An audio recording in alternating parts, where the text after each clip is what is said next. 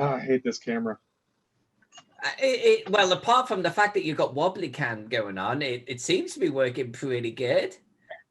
Well, no, it's got this stupid cable, and so every time you try to put it somewhere, the cable like moves the camera the other direction. So whatever. We got Princess Streger in the background. We got Robert Miller connecting here. We got Hunter Meyer, Brigadoon. Hunter, you are on mute, my friend. Hey, there's Princess Streger, and there's Pex. Hey there. Pex, you're on mute too. Not on mute anymore. There you go. Hunter, have you and I ever met, Hunter? No, that's not true. It was Oricon, I think, or NorwestCon. It was a long time ago. I was going to say, you look a little familiar to me, you know? I have many clones. I have several clones. Cover the beard. It's good to see everyone. How's everyone doing? This is good. My Zoom, by the way, I'm dead center and you're all surrounding me. I feel like going, hey guys, how is it? Start up the Brady Bunch team. Yeah, very, very, very much so. So how is everyone this fine Friday? How much time do you have? Oh, one of them, is it? Work's been brutal the last 12 weeks. Brutal. Had a deal kind of go worst case scenario on us, and a whole franchise and IPs flipped back to us with 3 weeks notice before the contract ran out and was executed. And I wanted to execute someone after that. But so yeah, for the last 12 weeks, we've been standing up our own old code bases and getting our franchise reestablished. Not fun. It's like it's especially in this world. It's like it's nice to be working, but when work gets like that, it's like I will admit, I've been quite jealous of the people who just got to stay home, even though the circumstances suck beyond. But I'm like, I've never been busier, and I just want to be able to stop and smell the pandemic. I guess I don't know. Dark as that is. Like, God, I could just paint so many minis if I had the time. Right. No, totally. Jack earlier this year was put on half-time. He's actually hospital records, and oddly, they kind of reduced the hours, at least at the beginning. So he's swanning around the freaking house, like, you know, with days off. And I'm like, what I could do with time off, the damage I could cause. When are you leaving again? When do you go back to work? Robert, I don't see a video for you, Robert, but have you got audio and everything? Oh, wow. I got a background down. Oops. Let me fix this. Yeah, I should. Do you hear me?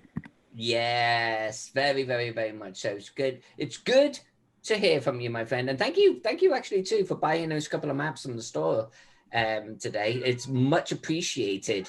Noble Dwarf so the story about Noble Dwarf, by the way, Noble Dwarf on my merchandising company, it's like two guys that are doing it, and they've got some ancillary people that support them. And we formed a partnership, I want to say about a year or so ago. And we got all gung-ho, and they've got some things on their store, and they were really building up. And I did Gaxmore, you know, I finished it up, I think, earlier this year. And we got some prints of Gaxmore, like big prints ready, like 4 of them, one for Steven Chenault, one for Luke Gygax, one for Ernest Gygax, and one we were going to auction off at GaryCon. And Noble Dwarf just threw everything into this thing. And they were going to hit GaryCon. I think it was going to be their first major con, and they sponsored the convention and everything. And they had this extra print. We were going to get everyone that was involved with Gaxmore to sign it. And of course, COVID hit. So how'd that go? Right. And there's been no conventions all year. So for Noble, it's kind of kicked, like I want to say it's kicked the wind from underneath them, but that would make literally no sense. But it definitely affected them. And so I think like any sales that we can get on their site, this is not even about me at this point, you know, I think it boosts their morale a little bit as they try to eke their way through this and get to a point next year where we start doing conventions again. Hey, Wargaming. We have Wargaming right here. And hey, how are you? I'm going to apologize to everyone. We have King Bashman joining us as well. So get ready for that one. Not familiar with them. Green Loontoon. I gotta be honest, man, with you, man. It is good to see you. It is really, and oh, look at the hobby shop behind Green Loontoon over there, Yeah. everyone. It's my That office is- of clutter. That's nice. How does that arc light work out there on the desk? Really well, actually. I've got a little battery that runs this LED strip that I've got over here. Let's see how close I can get without knocking my laptop over. Hey, King Bashman, it's good to see you, my friend. You sassy individual, you. So yeah, it works pretty well. It gets pretty bright. It really drains the battery down pretty quick. So I get about 15 minutes of good straight light out of it. And there's no option to plug that thing into a wall. No, not the way I've got it wired up. It's I've seen that design before that goes like that, and I've always been very curious about it. Yeah, I had a piece of aluminum laying out in the garage, and my brother's like, "Well, I've got this LED light I don't need. You want it?" I said, "Yeah." So I just bent it up, threw a couple of little clips down on the table, and it works great. Let's talk about that vintage GI Joe in the background. Oh, I have a ton of vintage G.I. Joe in my house. Sky Striker, Night Raven. Got a box. I've got Snowcat in the box. I've got about 15 Devilfish. I also did I think I've got them all numbered, but I think I did a total of 17 custom Devilfish, Wow. all based on certain Joes. Let's see here. My Did dinner's you ready. get I'll be into back. the there was some books going out with all the are you into the collecting the books about that cover all the collectors bits Oh, nice. on the GI Joe? To be honest with you, not really. It's really weird. I got in with a Facebook group a couple of years ago, the ARA page, and we had a meetup in Indiana. Well, from that meetup, I met a whole bunch of really cool guys and gals, and we ended up, and I went nuts, bought tons of G.I. Joes, I got lucky and found a few huge collections, and then I sold everything else off that I didn't want. So now I pretty much am down to just the 3 cases of Joes that I wanted. Got a couple of Takara carded figures. Those are pretty sweet. Oh, nice. And then like last year I sold off all my vehicles except for a couple that I really wanted. So, but yeah, no, I didn't really get into the books because I can find everything online. So I don't know. As you can tell, I have so much crap. I really didn't want to get anything else to. Well, and I do want to point this out too. There's a So point that you have to stop. yeah, I was gonna say before I get into this. By the way, we have Jen with us as well. Jen is the wife of Zach Glazar. She's somewhat infamous in her support of some of the conventions and for stabbing Zach. She's a Saw great lot of supporter. love She's a there. wonderful human being.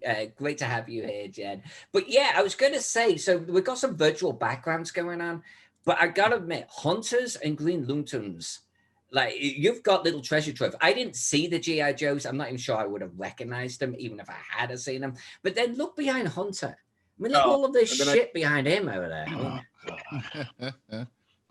Here we go. Uh, That's right. That's amazing, man. It's deceptive too. Where's all the Dwarven Forge? That's 2 shelves over and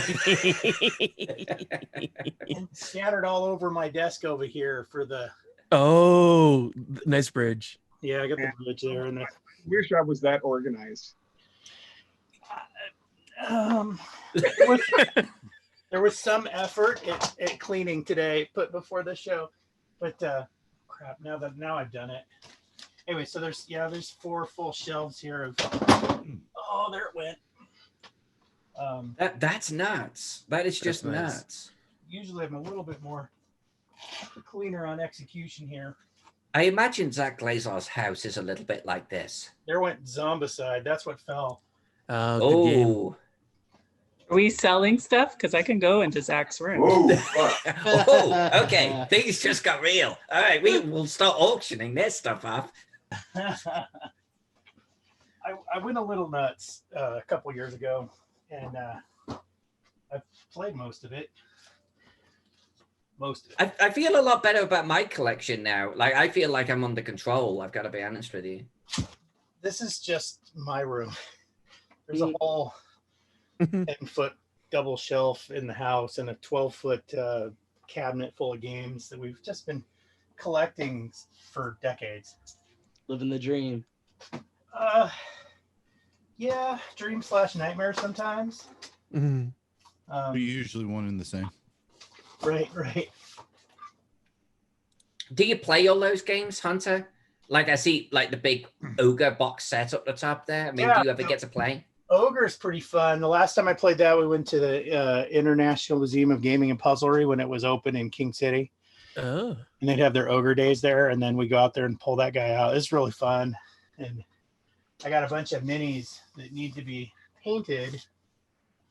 This is from Flick Wars. It's ginormous. Wars. The guy, developer here in Portland, actually, or Vancouver, Portland's nearby, put that together, and it's basically a tank game where you lay out the whole table and you set books underneath it and you clamp down the sides of it, and then you flick each other and shoot each other from your tank position. So it's like the English Sabutio, which is flick football, but with tanks. yeah, and then you've got real special games that are really small distributions like Fleet, which is very much a similar thing, but it's think Starfleet battles with flicking,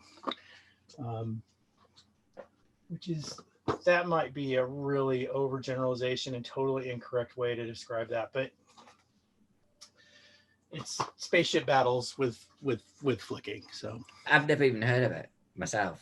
it's there. I got some. I try to go for the weird stuff because the other stuff, I mean, Root's pretty good. I have not played any of the expansions yet, but I played the base game like 3 times, and then I turned this thing around. Anyways, yeah. So I got just so much stuff. I'm really into Car Wars. Oh, good game. This whole Car Wars is a solid game. It's a great game. whole shelf is Car Wars. It's not the new stuff yet either. That's on. I didn't even know they had that much stuff for Car Wars out. It's over the years. It's really grown. I got a lot of the classic stuff as well downstairs, and I got one shelf just game books and stuff. And What's the Beholder? in my room, Yeah, Yeah, it's right behind next you. to it, the box to the Oh. left of the box Eclipse. Mike Disney did Oh, the Overgord. the Overgord. Oh, So- right. This is one of Mike Disney's limited prints he sent me, number 120. We did on one of the streams. Actually, it happened to be on Blue Box RPG, one of his streams. They did like a how to draw the Overgord, and we sat down and we drew it up and sketched it all out, and that was pretty fun. And then threw them all up there, and everybody was like, "Oh, you get a prize," and I was like, "Oh, okay, thanks." So yeah, that was for getting chosen for that, and so many games. Played Gloomhaven a lot, way more than probably any of these other games in here, actually. So can you pick one favorite? Favorite? I don't know if that's possible. That's like picking a favorite child. Well, No, I have a favorite. I like to child. think I could pick a favorite child if I I, have a had favorite any. child. Yeah, I let's can- be honest. They all say, they don't have one, but we all know There- deep down they do. There are a few games in here that and I'm looking at these games here. I think maybe half of the 5. What's that? The top 5 of your favorite. Top 5? Well, the ones I'm playing the most right now are Gloomhaven. Well, we used to. Pregnancy kind of broke up our actually the birth kind of broke up half our team Mhm. there, so we stopped there. But top 5. I really like the Conan game. It's not difficult and it's not super deep, but it's Conan. It does a pretty good job. Conan doesn't always win, so I'll give it points for that. He's tough guy. Oh, what are you in the mood for? Because that's really what it comes down to. Depending on what you're in the mood for. I'm really excited to put this one on the table, the Eclipse second edition. I don't know if anybody's played that at all. Go check out the Shut Up and Sit Down review of it. And you'll be as excited as I am about that game. As far as a 4X, put it on the table, play the whole weekend, and don't. Some of my favorite games, though, are in the house. So this is not the stack of maybe my favorite games. Can I ask a really stupid question? What is 4X? Explore, expand, exterminate. Massive Orion. Okay. I would consider that to be a 4X. But is it a board game version or something? Yeah. This is kind of a board game. Until Sandy Peterson's game come out, I'm holding out for this. This so far is in my probably top, but it's really big. It's kind of heavy, and you're going to want to spend 25 minutes per player, up to 8 players. Wow. It's not a small game. Or 6 players. I'm sorry. There was a Kickstarter about let's call it a year or so ago. I think it was called War Game or something, that did a big, huge black box with push sticks and shit like that. Did you get that one? No. I'm not like, you got my interest, though. I'm like, No. I actually do have that one, and I've never played it. I went all freaking in for the extra big board and everything, and it is one that you set up. And it is, I think it's called War Game, literally, and it's got push sticks and everything. And I kind of want to bring it to a convention one day and just play that for a whole day, you know? Oh, this guy. Yeah, there's so much in here to just this week. I had 8 new games show up, and I'm like, oh, I really enjoyed COVID chilled out the deliveries on the Kickstarters. Just 2-3 years ago, stuff's just starting to show up now. And I'm like, I went nuts, and I really regret it. Because there's just not enough time to play it all. You know, at the time, though, it sounded like a great idea. Yeah. Yeah, COVID and Kickstarters went really well together this year. Trust me. Yeah, I mean, I've seen some projects go nuts. People, but I imagine that delivery is just a bear right now. Tell me about Especially it. right Took now. me like all year to finally get it done. Yeah. For ours. Yeah. Well, things showed up this week all of a sudden, and I was like, oh man, how do I? At least my office is in the front of the house, and I can intercept the packages. Just saying. Happy wife, happy life. So Jen, I gotta know, because Zach obviously loves Zach loves his toys. But he doesn't really talk about a collection. He just talks about his latest acquisition, and then he moves on. You know, does Zach's collection look anything like this? It does. Yeah, it looks a lot like Hunter's. But he has a lot of modules. I mean, he has the box games too, but he has a lot of modules, but he has different areas of how he collects them. It's organized for him. It's not organized for me. I know what cabinets I'm supposed to stay out of, but he also does like groupings. I mean, he's a huge Dune fan, so I'm looking at one where his whole Dune collection's at. But yeah, right now his love is just different languages. So he's collecting French and Japanese and German, and he likes rare off the wall. He's hit the wall, and now he's going lateral. Right. I haven't gotten that far yet. You will. I'm struggling to keep it under control, but it's difficult. I mean, he loves minis too, but he doesn't collect them like Alyssa does. I mean, and he just doesn't have the time to paint like he used to, because I mean, he used to have a whole workshop of that going too. Yeah, he's a crazy busy guy.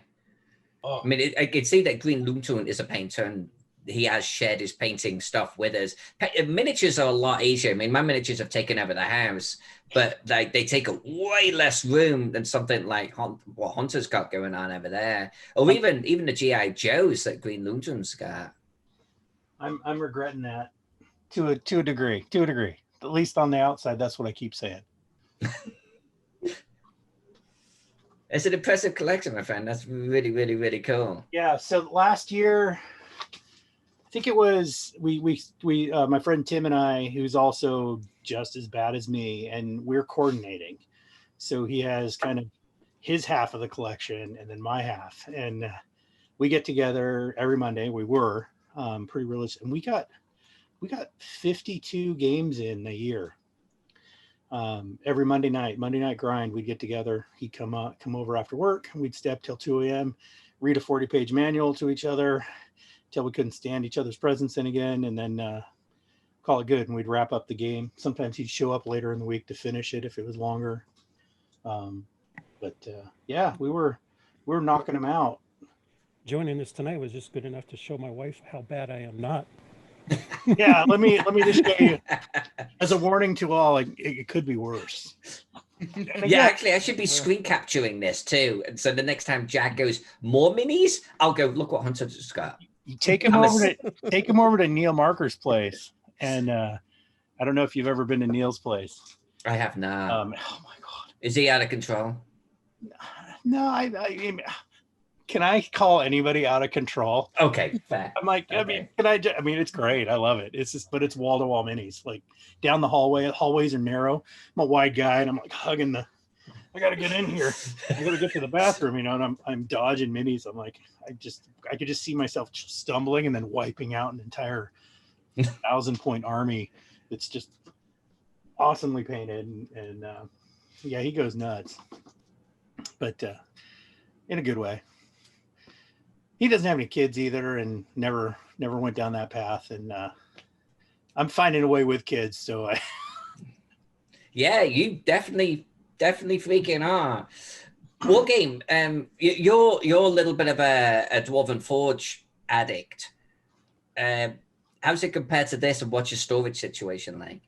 So, one of the good and bad things of doing a podcast like I do is I get a lot of stuff from a lot of people who want me to review a lot of things, and I'm learning how to say no because of necessity.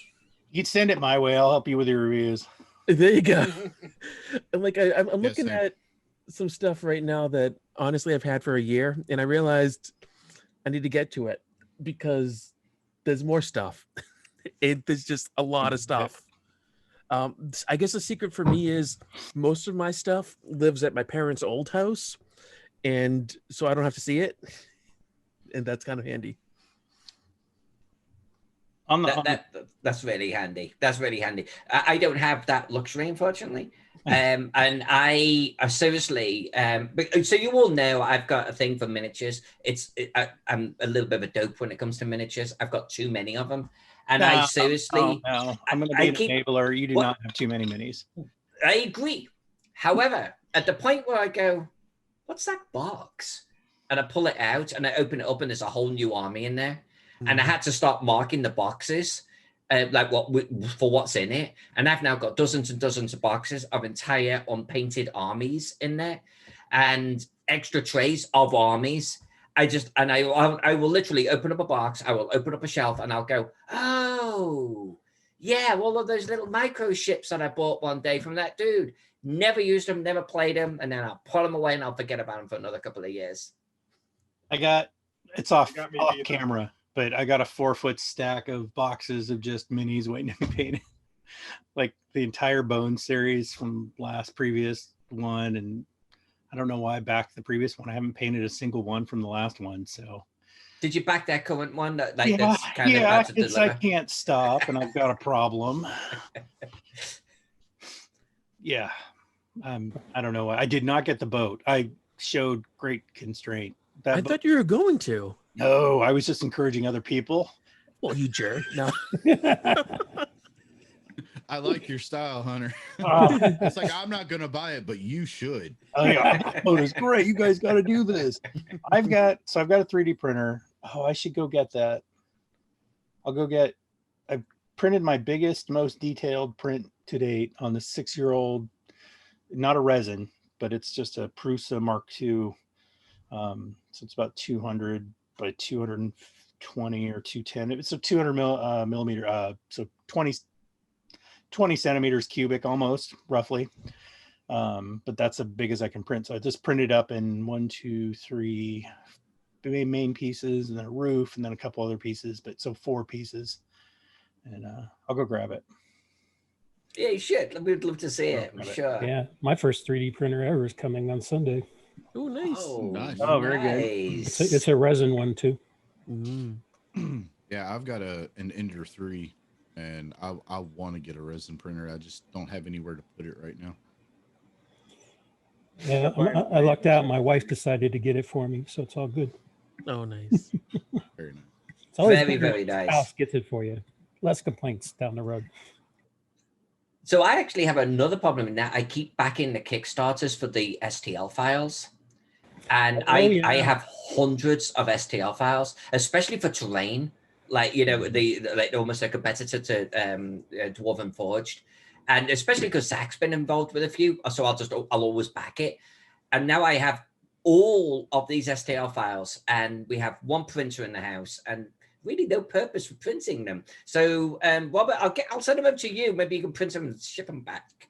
Well, I gotta get through mine first because I've been doing like you've been doing. I have a whole bunch, like especially Fat Dragon and then a couple other companies. So I already have a whole lot that I've been waiting for literally years to get a 3D printer to print with. And so now I'm Nice. finally going to get to do it.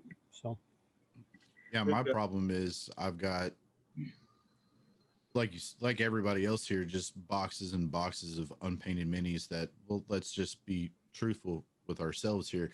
I will probably never get around to painting because I'll always find something else to do instead. But, you know, I love Dwarven Forge stuff. You know, I know Stefan, awesome guy. I can't afford Dwarven Forge stuff considering how little I actually play in person, not including this year, you know? I mean, I want it. It's just, it's one of those things I'm actually responsible about. Like, I really want it, but I know it'll just sit here and rarely get used. It's not worth the investment to me. It's a luxury.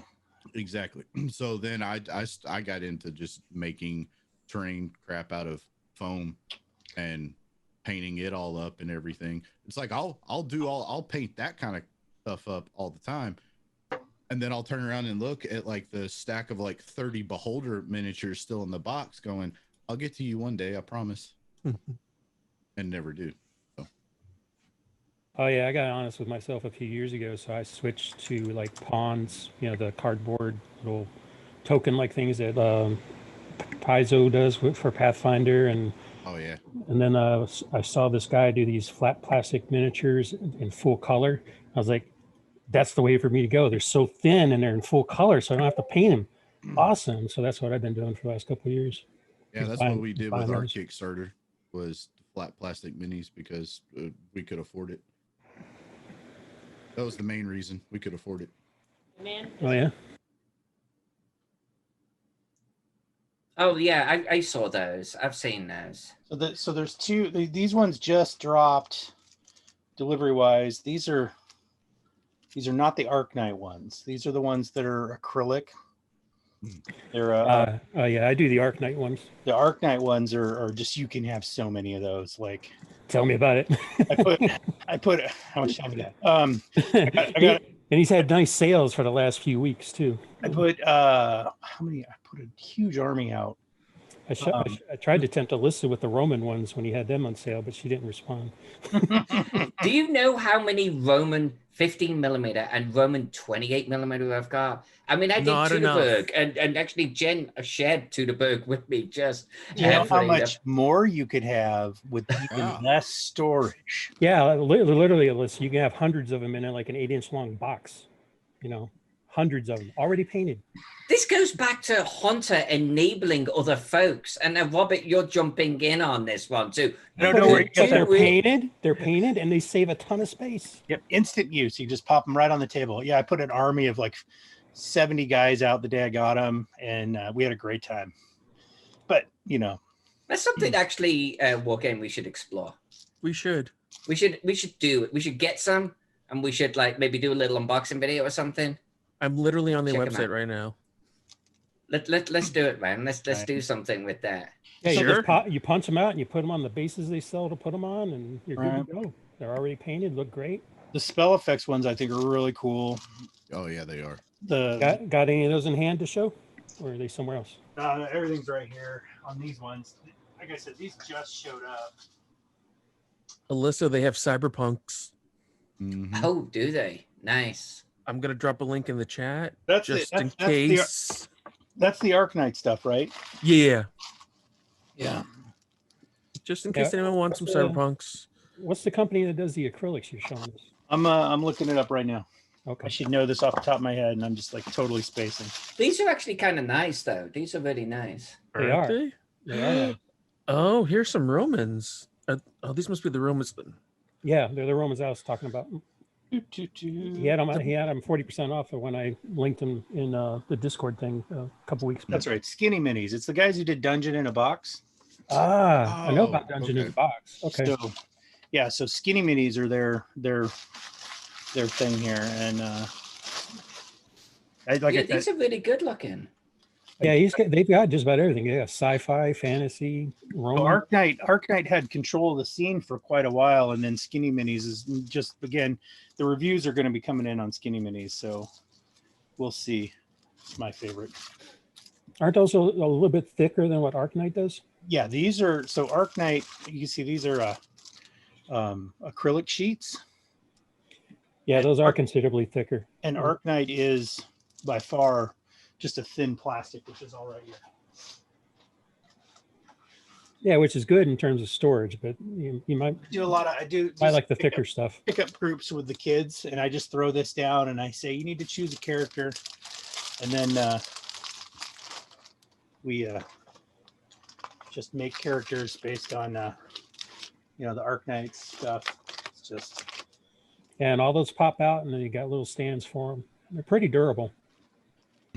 yeah, they're not bad. How did I get these in here? Oh, so these are business card holders. I was looking Ah, for solutions to. Hmm. Oh, and so you can see these guys here, very thin, just plastic. You can totally bend them. The acrylics are going to shatter.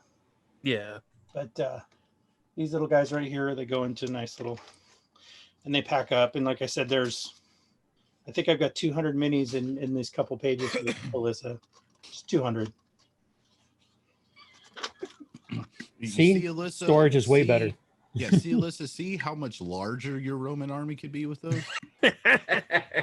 And fully colored already. They Fully come colored. I'll tell you what, there's a lot to be said for that. The prices are pretty good too. Yeah. They yeah. are. Mhm. So the one thing I saw one guy do was he made an army of painted miniatures up front, and the extras in the back, he threw the Skinny Minis in there, and he made it look like he had just hundreds of figures out there, but really only had like 50 up front. And then he had the little plastic ones. Now the only thing that sucks about those is if you're the person sitting at the table Mhm. and everybody lined up their minis so that like the DM could see it, or like then all of a sudden things kind of disappear. So they're not perfect. The thicker ones are a little easier to go, oh, hey, there's something there I need to be paying attention to. So my review's out on all of this. I still really like miniatures though. Like You should drop a link to your review, to my review. Oh, because that way maybe I could watch it. Or- Yeah. Well, I didn't actually publish anything. It was just my own personal So thoughts. Yeah. Share it in the Discord or something. We'll keep it private.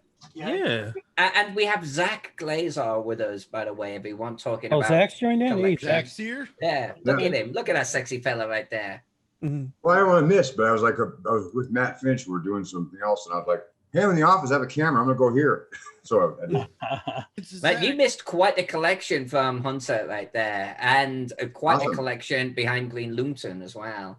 Wow, is that the one you printed that you're talking There about? you go. Printed Look in at 3 that. pieces? 4 pieces? Wow. This is from Printable Sceneries, and Whoa. I'm wearing the wrong clothes to be here. Look at this black thing that I'm saying. Oh, that's nice though. That That is is awesome. nice. That's beautiful. Is that like What is it? supposed to be something from Lord of the Rings? Yeah, well, they've got this whole elves. They had this elves, dwarves, demons Kickstarter they had out, and then they had a whole series of that, and then so all the Wow. pieces come off the top. All the interiors are playable. Ooh. Whoa. Whoa. I got to find these guys. Yeah, I gotta find that. 'cause, Printablescenery.com. Printablescenery.com. Oh, my Are there the ones in New Zealand? Oh, that's a good question. No, I think you're thinking of someone else. I think these guys are UK. Okay. Yeah, I think you're right. Oh, good Because thing the they're New digital. Zealand, I think the New Zealand one is the guy who did the he was on Adam Savage's. He was the Weta, and he did the Yeah, oh my god, I forgot. he did the Labyrinth game, and Labyrinth. then he made his own thing after that. Scenery.com.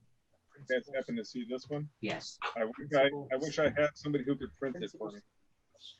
It is a huge samurai castle, and he's got pictures of the guy that made it. He has pictures of him holding it, and it's got to be about this tall. You could take each tier off. It's got a floor plan in it, stairs. It's freaking amazing. Yeah, they've been doing some amazing stuff. You know, multi-tier, multi-level, and yeah. Yeah, some systems are better than others. Like that one, we've knocked it. We bumped the table and it's fallen over. So it's not bad. I mean, we really bumped the table. I mean, we were wrestling and the kids got thrown into it and just like, and it's all, after it's all, we're all, whoa, and it's all clunk, clunk. We're like, oh, it was just enough to knock. But the first time I bumped into the little thin tree limbs at the top, I snapped one off and I was just like, oh, this is not Dwarven Forge. I need to be really careful with it. And, it's got layer lines on it. I accidentally printed the bottom layer at a 0.05 millimeter. And it took normally it takes 30. It took 108 hours, 108 hours to print.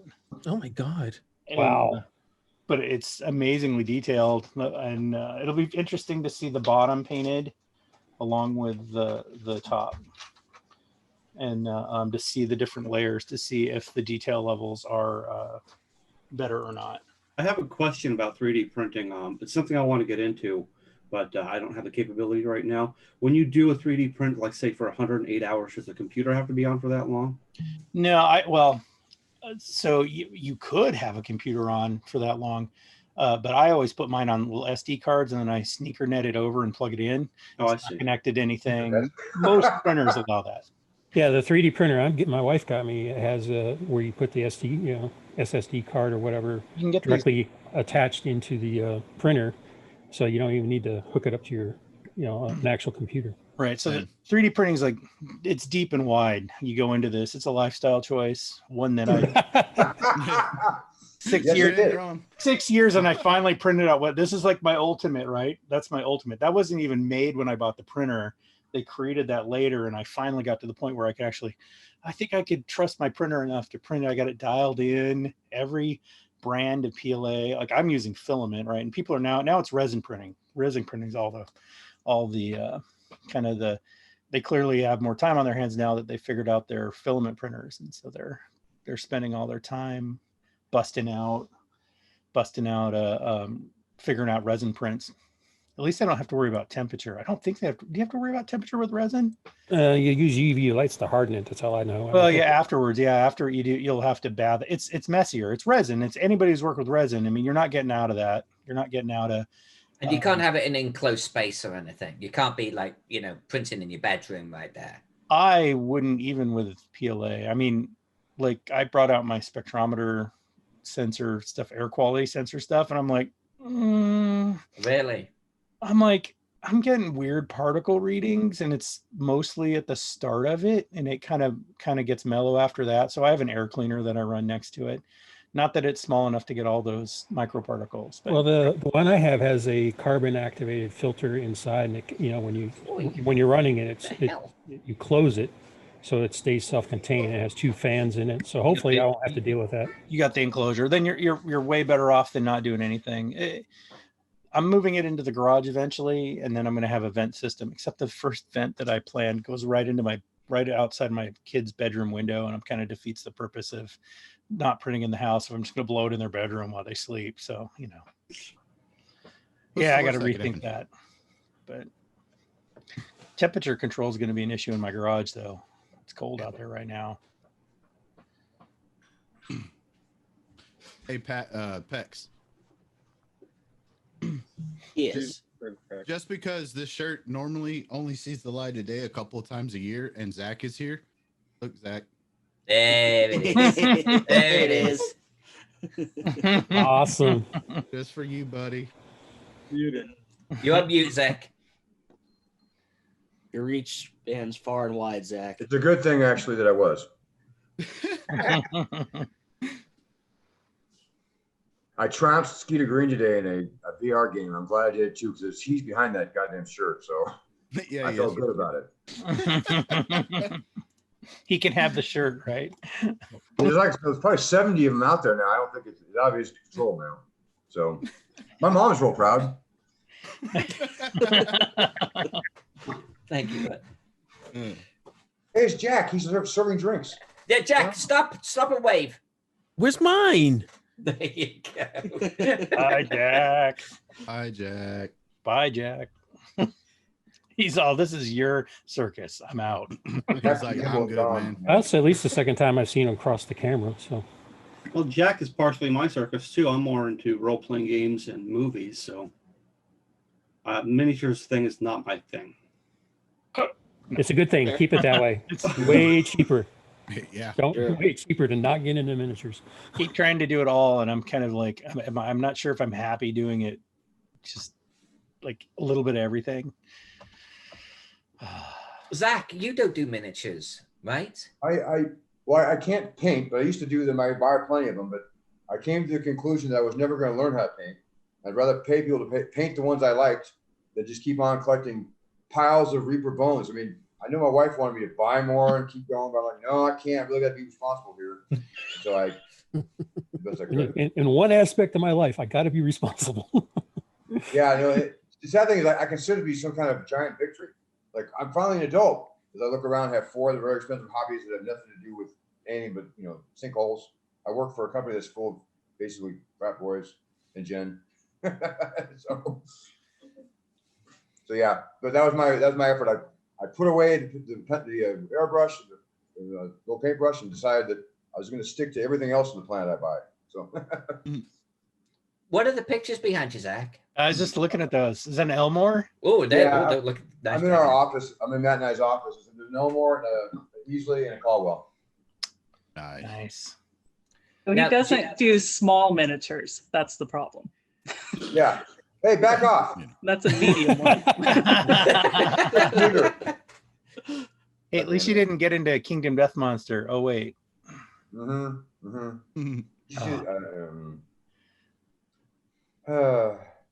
She needs to go sew or something. What otherwise do? I don't know what otherwise do, but that's what she needs to do. Because give me trouble. I bet those pictures are signed too, because they come to the conventions we go to, Yeah. North Texas and Gary Con. Caldwell was the one that was hardest to get signed, but He was at North Texas. Oh, he got him at Gary Con. Okay, I know he's at North Gary Texas Con. once. Yeah, well, I got. Yep. Now, Zach, I have a question for you about your art. Now, are My those art? are those available to buy online, or are those custom Back done? there? Yeah. Well, those are. Those two are of them, online. I think the red box cover is one. The first one that was available like everywhere. Larry almost sells those. I know that. The one next to it, the Clyde Caldwell one, I don't know. He made 250 of that print, but that doesn't mean much. And the far one you probably can't see real well is Jeff Easley. He did a special 100 numbered run of 100 for the ACAM, which is the collectors forum. Are there reproductions that are available online? All of it except for the last one. Okay. Can you drop a link, please? I think so. I don't. I'll look. It's just thereelmore.com, and you can get all of his essentially his Dragonlance covers. Elmore? Yep. Yeah, Jen just put Larry's in there. So All right. Of Thank course you, she did, Jim. because she knows all about this stuff. No, my God. I can't even keep I my own can't. brewery in my house. Yeah, I've got like 6 Larry's lithographs. No, they're nice. I had a few. I give them away as gifts a lot. I go to a lot of conventions and I get stuff. I like to support guys that I respect. But then I come home and I don't have enough actual wall, right? So kids like, oh, I love D&D. Like, here, have a signed Larry Elmore. Right. Go with horizontal shelving. Yeah. You know, it's all the rage. Yeah, about every 3 months I rotate out artwork just because I get tired of looking at the same stuff. If I had nice frames, I would, but I don't because I have too much other things. We have our living room. We have maps by Kafir, the Cave Geek. We have those in our living room on display because they're really nice. Yeah, So, they are nice. I can't put my regular out. I'm not allowed, especially Caldwell's. She won't let me put Caldwell's. Yeah, my house, I've got a lot of Elmore and Easley stuff. Mainly, other than the fact that they're Elmore and Easley, Easley's from my hometown, and Larry lives like an hour away. So yeah, that's a nice part about Wisconsin. Is like you can't drop a quarter without finding one of those guys. They're nice guys. Yeah. I have a couple of Errol Otis ones on my wall, but I don't think that I think they're gray market. I like to call them the gray market. I don't know if I can get to them. They're over there. Okay. Nice. Yeah. Yeah, I sat at a game in North Texas RPG Con playing right next to Errol, and I didn't know until like 20 minutes before he left. You would never know. He looks like a dentist. Yeah. Like his art, you're gonna be sure he's gonna be some little crazy guy, but no, he's like a dentist. He's really polite. He's like, oh, hi, Zach. It's nice to see you again. Like Matt Finch got him to do like a kind of a portrait of me for a Kickstarter we were working on. It's the ugliest portrait ever because Earl Otis did it, but that's one of my favorite things I've ever had. I have Earl Otis like a Warhol, basically. So he's a really, really nice guy. I get nervous for him. That's my wife. I get really nervous for him like a kid. And I really liked him as a gamer. I mean, I was having fun. Yeah, and Zach, honestly, we also have Alyssa on our wall. Oh yeah. I have my room. I do big giant, huge. I told that yesterday. Oh yeah, Was is that the Whisper and Venom one? Or yeah, it's Whisper and Venom one in the canvas. My dad built the frame because he couldn't find one. Too big. No, it's nice. It's over my desk. It's my most prized possession. So it's a special map, man. It really is. Well, it changed my life because all of a sudden I went from like, I think I want to write an adventure to, I have all this really awesome stuff. I better write faster. No, I'm kidding. No, but putting it together and everything changed the directory of my life. So. Now you've been kind of topic of conversation actually a lot recently because why? Well, Robert here kind of bought a map of Noble Dwarf, and it came with the small overhead one I did for you. Yeah. Remember that? Yes, Well, it came with a print as a bonus for Robert. And so he was like, oh, okay. And like, I've been like pulling out your maps recently, just because I've been doing a walkthrough sort of yesteryear. And so it's all been coming together. No, it's funny because, the best part of Whisper Venom is I did one of the maps and I just was I was horrified by it. Now looking back, but yeah, I was out of money. I did your map and Lloyd did a couple and then we forgot one. So there I was with Adobe Illustrator, which I still can't use. I could make shapes then. I did. And then I did 3 versions of it. I did a version that was a box set, a version of hardcover, and a version that was like old school D&D module. I was tired when I was done. I did it 6 months and I was beat. So, but it was great. And that's why I met Alyssa. She did an amazing job. So you don't know what I gave her. I gave her this map that looked like it was drawn on a napkin. Had little triangles for mountains, and it had like a river, and that was it. Oh yeah, you described that on Alyssa's Facebook post about the. Right. It was a glacier valley, but I didn't even tell her it wound up being a perfect glacier valley, all the way to the point where you have these peaks that meet where the rivers meet, and it has like a shelf, and there's a word for it that I couldn't remember if my life's panned out right now. But as I was going over the map and going against the book, I'm like, God, she's like effing genius. Like she knew all this stuff about geology. It's just right there. I asked her, she said she just did it by accident, or did it just coincident? I doubt it. I don't believe her. She's just trying to be humble. Everybody knows she's humble. Yeah, but so what everyone knows too, Zach's the guy. I mean, I've done some maps before Zach came along, but Zach's the guy where I kind of did something and he was like, yeah, that's okay, but actually I'm going to paraphrase. It's kind of shit. Why didn't you redo it? I did not say that. You did. I said I'm paraphrasing. He was like, go. You were like, push harder, do your best, raise the bar. You said something along those lines. I was like, yeah, you're right. Let's do it. Well, and he spawned this whole new style for me completely. Glad you did it. No, when I saw it, though, I almost fell out of my chair. I mean, you said the black and white. You told me how large it was in print, and I was just like, I was blown away by it. And my Kickstarter was starting very soon after that, And having had that there, it was like made it legit. And I took that map in the black and white and I went to Photoshop and I selected all out so I could make a pattern on the back of my hardcover book. I liked it so much. I spent a day learning how to do that. Just like I have in the back behind Gnome. So anyway. Can I ask a weird question? So you created this Whisper and Venom boxed set, right? Yes. It's got like the setting, it's got the adventures, it's got miniatures, it's got dice. It's all in one box. It's a great box set. Yes. It's awesome. How one, did yeah. It's really how heavy. did you go from that to Frog Guard Games? Like, what happened? What was the transition? I think it was all the drinking at Well, North. I just I don't drink. That's part makes it really crazy. Well, Bill does. Yeah. Boy, Bill drinks enough for all of us. Yeah. Yeah. That's where you can't drink. There's none left. Anyway, but no, what happened was I did the box set for Whisper and Venom, and I got nominated for an Annie, and Paizo and Pinnacle robbed me of it, right? Bastards. No, I did. I was lucky. I got nominated for, got noticed, and then I just did a second box set that was much more.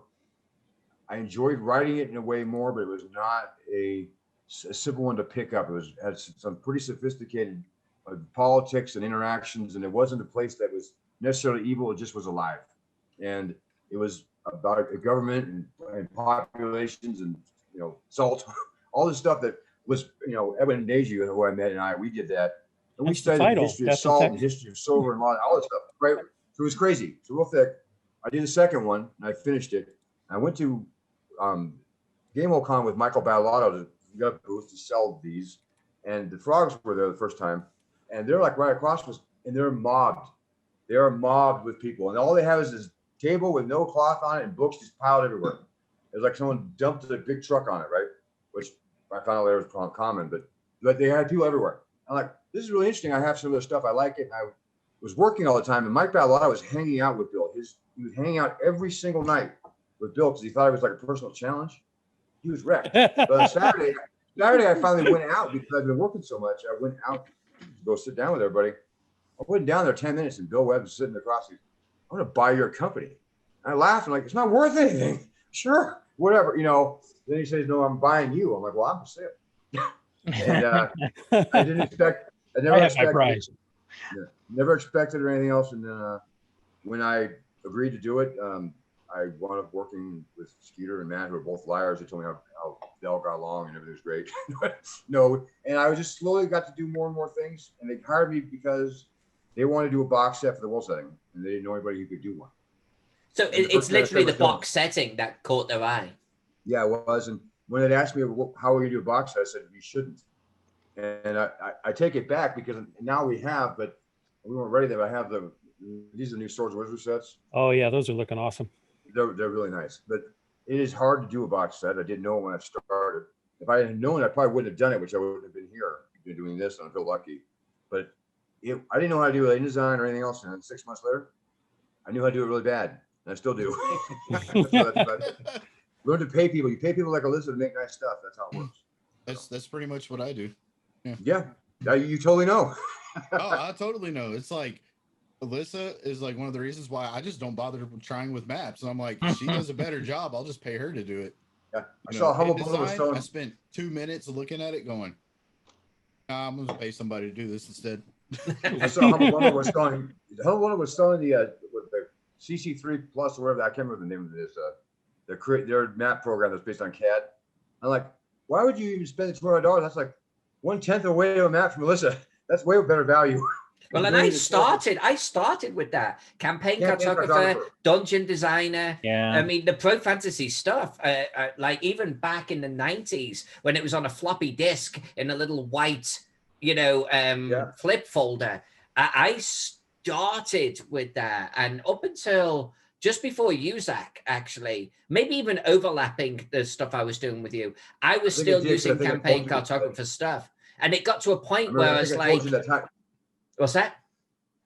I think I told you that in the letter you referred to. I said that's shit. I didn't say, but I did say that it looked like a campaign cartographer map. Right? No, totally. There was a huge amount of influence from campaign cartographer, and you were right. In fact, it was probably you that caused me to realize that campaign cartographer was even holding me back, like from just going forward out of the box, so to speak. It's good. I mean, you get great results, from it without a doubt. And they have all of the annuals and stuff that you can plug in. But it's like you're using someone else's work. You're constrained by the software. And like you saying that, I was like, you know what? He's right. I'm done. And I actually sold my entire collection. No, I donated my entire collection to some auction somewhere. Not long after that. Oh, good. Well, good. You can tell the difference. Maps are like the thing I care about a lot. That's why I met you, Alyssa, because I want my maps to be extra awesome. Like, ooh, that's what I want. I got to make sure I can afford it, which I barely could. But and I wanted to be paid. I want to pay more than gets paid so I can get a map that I like. And I got it really great. So it turned out well. And now you have a channel and you're famous and I'm taking over your show. I don't want to talk too much. It's more like praise. This isn't really a show. It's literally a meet and greet. So it is a meet and greet. It is literally just a meet and greet. It's just, I mean, what are we, 1 week away from Christmas at this point? It's just a great opportunity for us to sit down. There is an agenda. We just went through the praise Alyssa phase. Next on our agenda is. Well, I was on the Alyssa deadline phase earlier today. We're talking to Mark Greenberg about Necropolis. And I'm like, the map is so much better than the adventure, Mark, that you got to keep getting busy to clean it up. And so is Mark actually writing for that one? No, he's not writing for it, but actually, Gary Gygax, God rest his soul, wrote the world's greatest piece of game literature in the first edition DNG. Later on, he would write a lot of stuff for per word payments that need to be a little more organized, and Mark is doing that right now. So Mark's job is to go make sure the wall was 200 feet, matches the description, the map is 200 feet. That's great. Oh no, that's awesome. Because that's one thing I do when I'm like especially if I'm Twitch streaming it. I read the description, I draw that, and sometimes I'll read the description and go, "What the f am I reading right now? That doesn't match anything." So having that, even on Teagle, we were finding some stuff like that from the original content where the map original and the description original did not align with each other. You're the whole reason I backed that Teagle Kickstarter, because I have several of the previous versions. So I was like, why do I need another one? Alyssa's doing the maps. Oh, that's why I need another one. Not gonna say, yeah. That's I backed quite a few projects for that reason too. 4 gigabytes, Alyssa. Know how big that map file was? VSB. Oh yeah, something like it was huge. That was the Teagle map was the first map I ever drew digitally that could not be a PSD file. Photoshop was like, this is too big. And I was like, what do you mean it's too big? And apparently that's when I learned there was a whole new file format for big files. Your texture layer alone is like 200 megabytes for just the texture of the floor. The actual labels, the labels on that Teagle map broke my computer. Like, for anyone that doesn't know. Is that why you bought the new one? Is that why you bought it? Yes. Yeah. So I draw this whole map, right? It's a pretty big map. It's got, multiple layers, but it's my computer's managing. It's good. It was big. It was big, but my computer was keeping up. But time-wise, I couldn't also do the labels for it. There are a lot of freaking labels on the Teagle map, okay? There are a lot. And we're going to get this out of the door. And I'm crunching, and it's like, but I'm still drawing. So we got Brian McWhirter, who's also a very gifted cartographer, to do the labels. And so Brian goes through and he does hundreds of labels, hundreds of GM symbols, right? It's going to be this is the GM layer. And he sends it over to me in PSD format. And I bring this layer of freaking hundreds of labels into my file. And my computer went, ugh. And I realized then that I'd made a mistake, and my computer literally barfed on me. I was like, "Oh no, this is not going to work." And it did. Yeah, that was a scary moment. I thought the whole Teagle was dead. Well, thankfully it wasn't, because it turned out awesome. Mm-hmm. Even when it was blown up to like, what was it, like 12 foot or whatever it was? No, it was a 12 by 12, 144 square feet. Yeah, it was a massive I map. put the building on top of it. Yeah, it was cool. You could literally sit there and like walk on top of it and go, oh yeah. And you can still see the details. Yeah. You can see a little teddy bear with like bloody feet. And the chicken dinner on the table. It was crazy. Mm-hmm. That was a Stop the fun project though because of that, right? And that was like when I first started Twitch streaming and like just get like drawing the map and reading the room description. And then even having people like Princess was there. And like, you know, I'd be going through like, you know, the torture room. And I think I've got this right. If I remember this rightly, and we're reading this description, I'm like, I'm going to put a chair with spikes on it. And like, she's like, you need butt splatter on it. I'm like, what the hell is butt splatter? Oh no, wait, I know what butt splatter is. Oh, okay. Apparently we're going to paint butt splatter on this chair. It was such a fun room to do. The whole map was like that. We got a ghost Jen on the map. We got a dead Zach on the map with his favorite game clutched in his hand. Yeah. Yep, I remember that. Gotta look hard. It's really, I can barely find it. We're going to be doing the same with Necropolis, by the way. We are not only going to be like creating great little rooms, we're going to start adding a lot of personality, and we're going to be doing a lot of little Easter eggs too. Awesome. Hey, I'm not familiar with Zoom. All these links being shared, are they going to stay in Zoom where I can access them later, or should I open them up and bookmark them now? I You should think get those. them now. Thank you. Yeah, copy them. Copy them. All right. Yeah, they'll disappear when it closes. I do Alrighty. have the Glad I ability, asked. I think, because I'm recording this, I will be able, I think, also to record the chat. Yeah. So in theory, I could grab a copy of this and send it to you, but don't rely on me because that'll be my first time ever doing it. Yeah, I never promise stuff like that 'cause I forget. Well, I'm trying to figure out how to copy this. Oh, I can select all. Okay, I'll do that. Cool. Copy. I've got them. So Pex, how are we going to be doing the drawing tonight, by the way? I'm not sure you explained it to me. I did too. Do you have dice? I have dice. I have some. Okay. That's a question that you should eat some dice. Oh, you know what we should do? We should get Jen to roll. No, she'll go in my dice section. No. No, that's why I wanted to roll. We'll see how many I have. I'll be in trouble. Okay, so let's see. Participants. So tonight is a Call of Cthulhu box, right? Yes. The Keeper's Guide and the Investigator. Just need a D8, and just we're going to assign everybody a number here because Alyssa and I do not count. All right. We're going to end up giving it to Zach or Jen. But Like you so said, you- what we're going to do is this collection behind me of RPG books, these shelves right here are part of my Call of Cthulhu collection. Like the rare books I actually have in storage. But I've ended up with something like 4 Keeper's books and 4 Investigator books. And so what I'm going to, plus I've actually got like the collector's edition up there. I've got too many of them. It's ridiculous. So I'm going to actually give from my personal collection here, and I'm going to sign them. And I'll ship them to whoever wins this, unless it's Zach.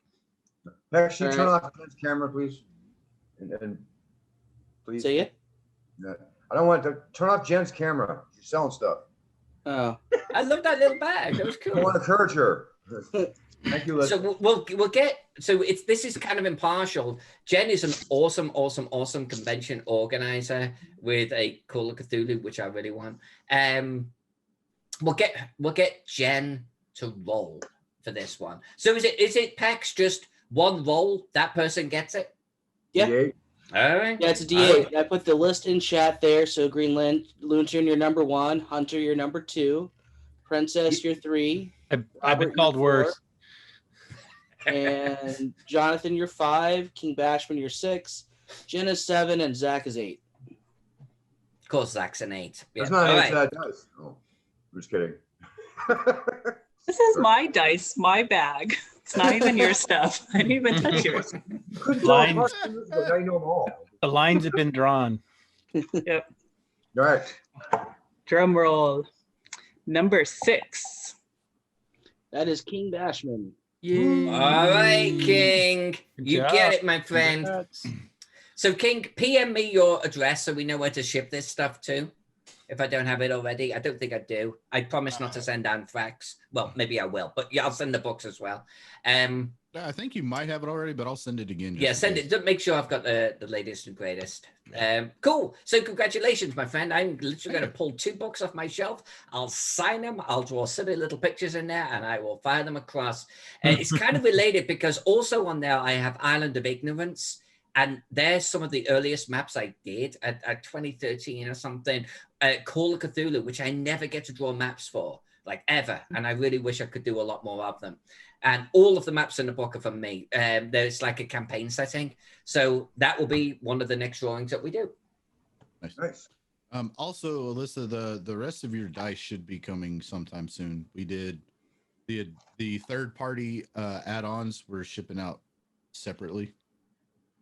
Just because shipping like dice, well, in small quantities of dice is not very expensive at all. Okay. Whereas shipping everything else in the Kickstarter, costs money. And so we were like, you know what? we're finally able to get the majority of everything out except for the third party add-ons.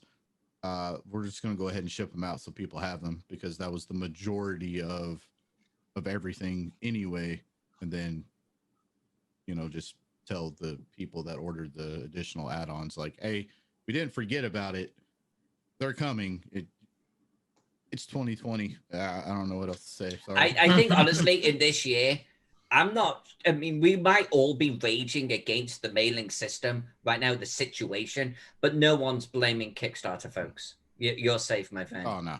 We know what this world is like, and I appreciate it. Just so everyone knows, by the way, back when we actually got to sit at a table and play games together, one of the games I play is Shadowrun.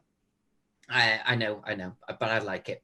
And Shadowrun 5s and 6s on a D6 hits, right? And for some reason, and I'm going to assume they're weighted, but for some reason, the 2 King Games dice, not only are they freaking beautiful, like, when you look at a die and you go, that's nice. Like, their dice have that quality. Like, I really, really like them. But I really, really like them because when I roll, they do 5s or 6s all the freaking time. Like, if I have a skill of 10, I should be getting, 2 hits or something like that, maybe, when I roll them. No, I'll get 8 easily every time. Yeah, it's ridiculous. I'll roll 17 dice and I'll get 15 hits. And I had a player next to me go, hold on, let me roll them. And he got 1 hit. And it's like, what the hell? It's like, in my hands, those dice cannot miss. They just cannot miss. The GM hates me. The GM's Jack, so I don't care. But my character operates way above her freaking weight class with those dice. They're awesome. So, but I only have X amount. So I asked 2 King Games, send me more. I need them. I've got skills in the 20s. Yeah, we sent more. So we sent more. And I'm pretty sure I'd have to go count how many extra sets and everything I have, but I'm pretty sure we have plenty more to send out. So well, hopefully, hopefully now you're coming into the tail end of the Kickstarter. Yeah. The stress is coming off a little bit. You feel a little bit more positive about everything, and hopefully we'll see more Kickstarters from you guys in the future. Yeah, the plan is, I think we're doing another one in either February or March, I think is the plan. But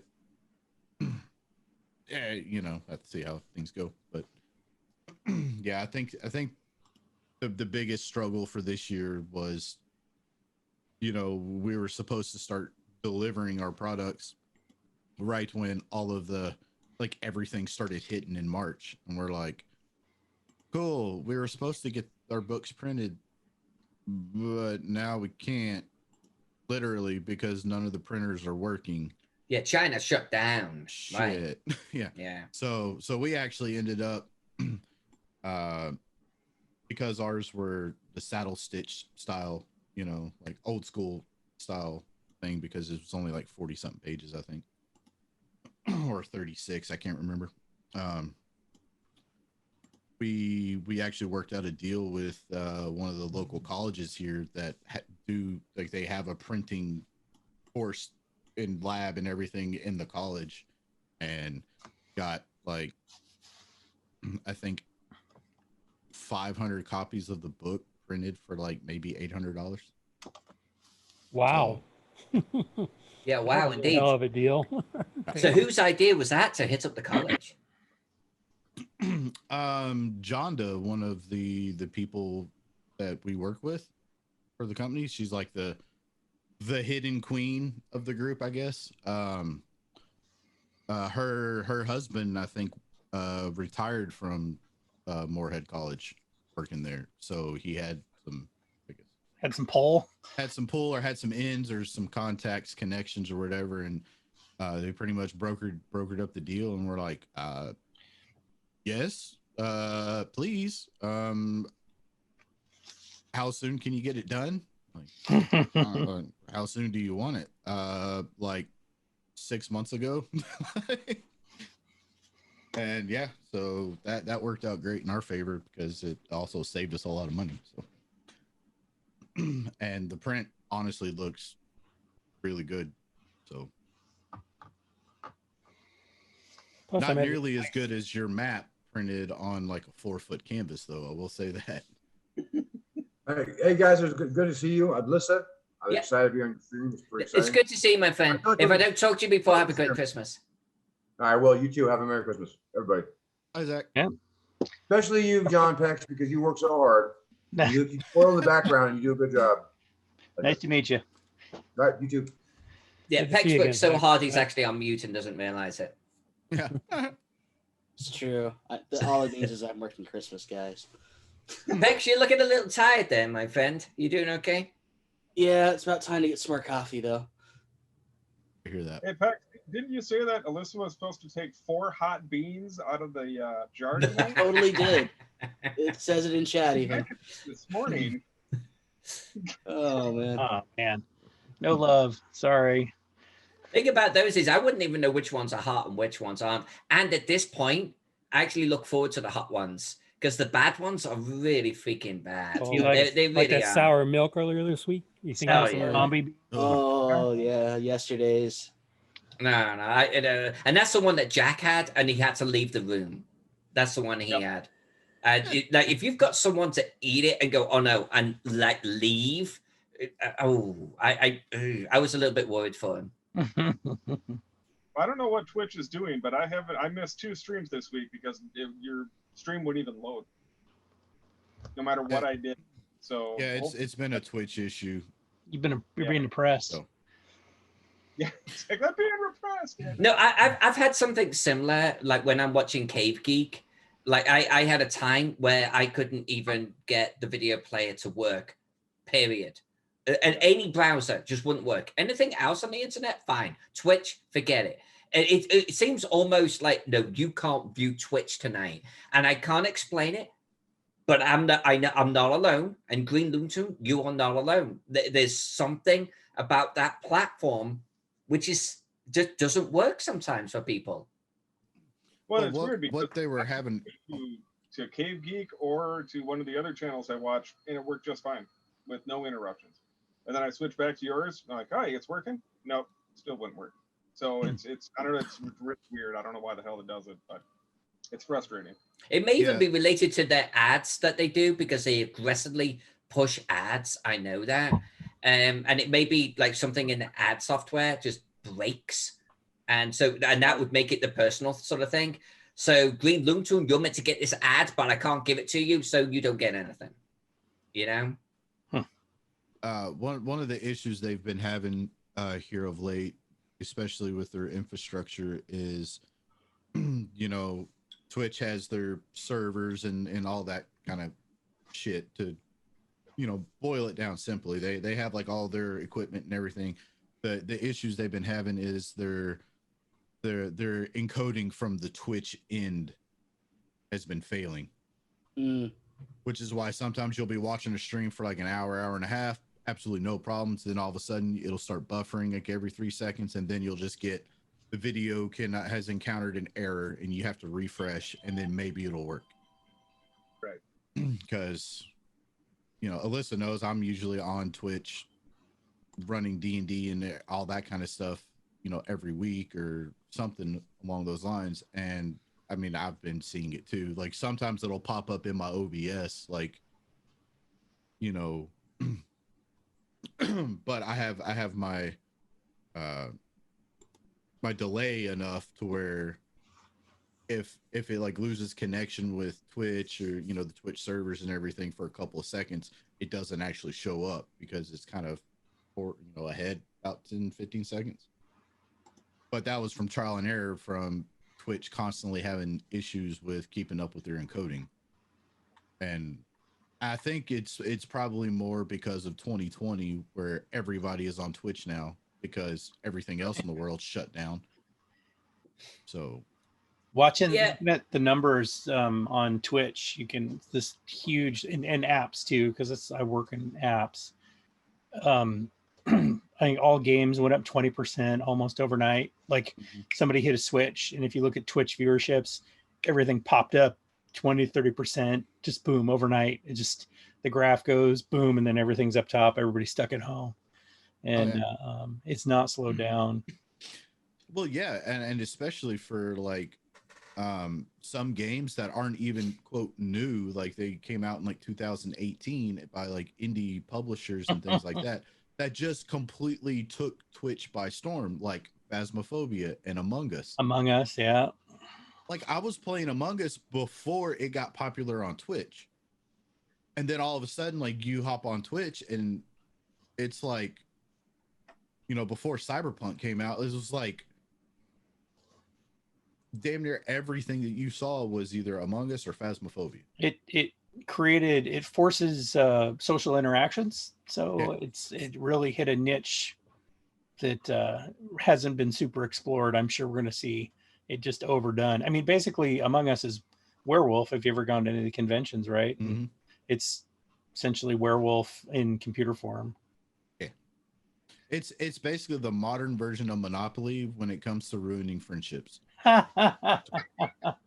My kids play it, and so do we, and they're just like when my wife and I are the imposters, it's just brutal. Like you just tear everybody up, including all their friends, and they're just like, oh no, you can never be imposters together. We're both covering for each other, and kids don't trust us anymore. Yeah, the people I play with over on the Praetors Rejects channel, they love playing with me and they hate playing with me at the same time, because if I get imposter, like whoever I'm partnered with, like we just go on a straight murder spree. Then they'll a body will be found, this and that, and it's just you go through the whole thing, and we frame other people and stuff, and then they find out I was one of the imposters, and they're like, dude, you're a fucking psychopath. Yeah, it basically teaches you how to lie straight up to your friends and how to just work a room. Now, if you play anonymous pickup games, that's a I don't play those anymore, because it's literally you've got cheating, but it's not. It's a gray area. You know what I mean? Yeah. Like all of a sudden, like somebody will get killed, and blah blah blah, whatever. Nobody will get voted out because nobody saw anything, and then 20 seconds later, somebody hits the emergency button, and in the chat, they're like, "Oh, it's such and such color." I'm roommates with the person that got killed, and he told me it was this color in Discord. Oh, last time that happened, we voted the person out that told us. Yeah, pretty much. We just kicked him out of the game. And not only that, it's like at a meeting or when a body's reported, somebody will just say, "Oh, it's this color," and then like everybody just jumps on it with like no explanation.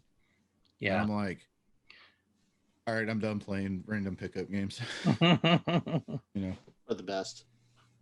Everybody's looking at us like, what are you guys talking about? Space murder game. It's fun. My son's the one that told me about it. He's like, "Dad, we need to play Among Us." I'm like, what the hell is that? So then, we have basically like the thing in space. Yeah. So I think you played any social deduction game, right? For a couple of weeks, and I haven't played it since. So. Well, it's like it go back to board games. It's like Battlestar Galactica. Yeah. Right. Yeah. Battlestar Galactica has that element. You, There's you are the definitely- Cylon. It's like, okay, so I am that person that's going to now try and actually work against the other players and try not to be discovered. So it's a nice, simple version of that. And also a little bit like Sanctuary, where you're just trying to screw over everybody else you're playing with. But in Sanctuary, it's like that's pretty much the whole point of the game. You're not trying to be secretive about it. So, And actually, Wargaming Recon said too, like Shadows of a Camelot, which I played once, but same sort of principle, right? When I used to play that type of game, there was a guy in our group, a great friend, but he and I would always, a little bit like what you're talking about, King Bashman. It's like we would just sit down, and like he and I would immediately go, "What should you?" You know, and it's like, don't trust her, don't trust him. It's like immediately, like who said it's a social thing? I forget the phrase that you used, but yeah, it totally becomes that.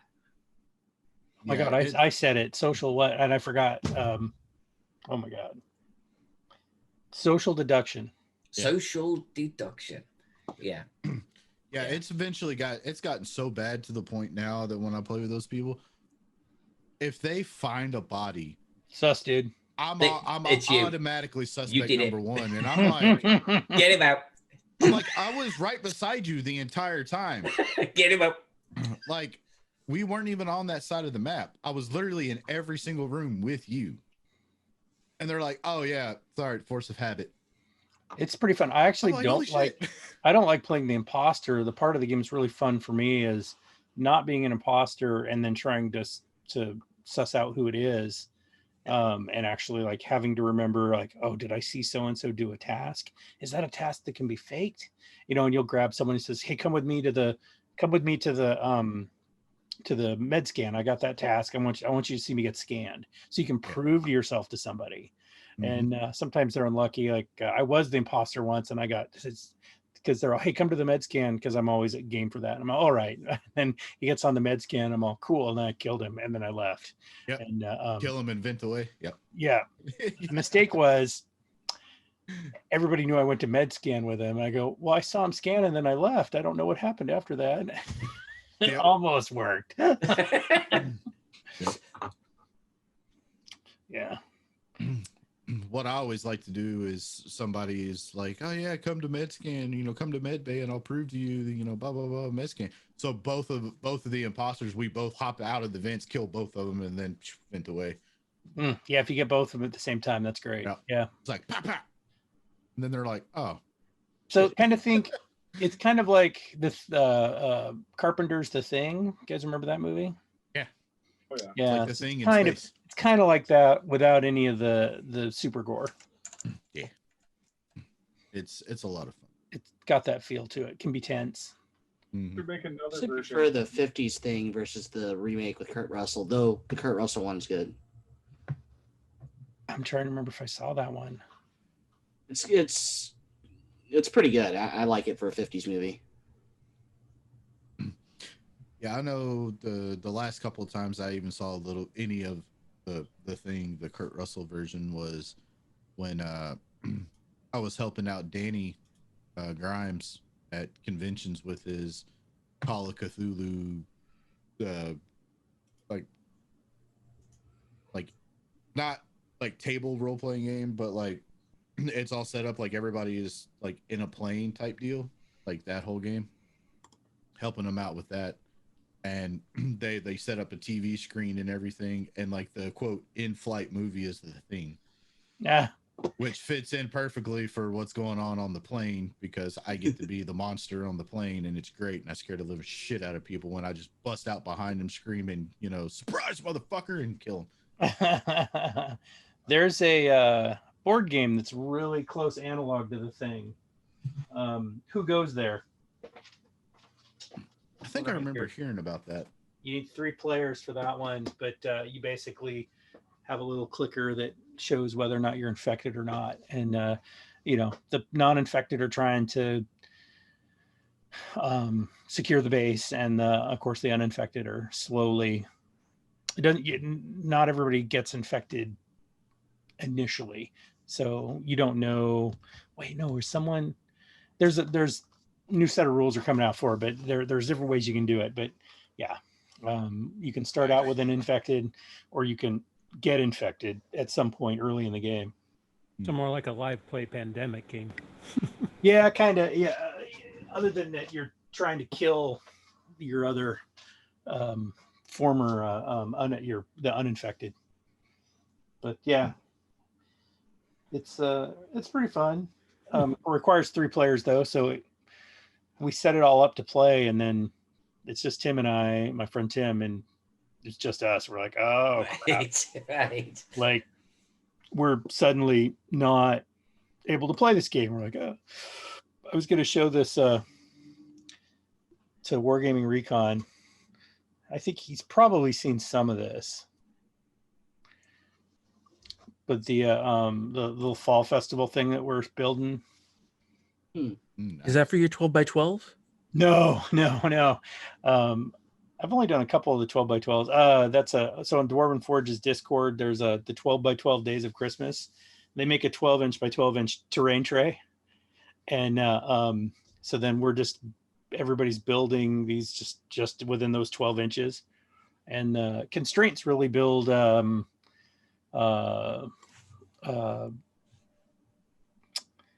creativity in a way, because you can only go up.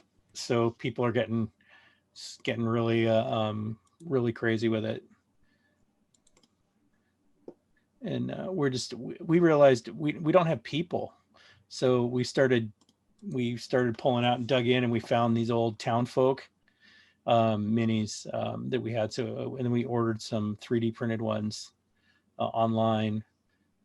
Figured they'd be better than what I could print. I'm not sure about that now that I look at them. It's like, well, I saved myself some time, I guess.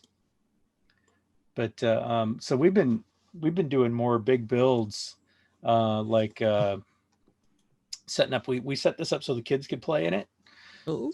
So we made this kind of little runway so that you can see their toys in there and stuff. And so I love that. Luckiest kids in the world. They just don't know how lucky they got it. So we started building this thing called so we set that up for them. But then we built COVID Castle, I think is what we called it. So we started to I went back the wrong way.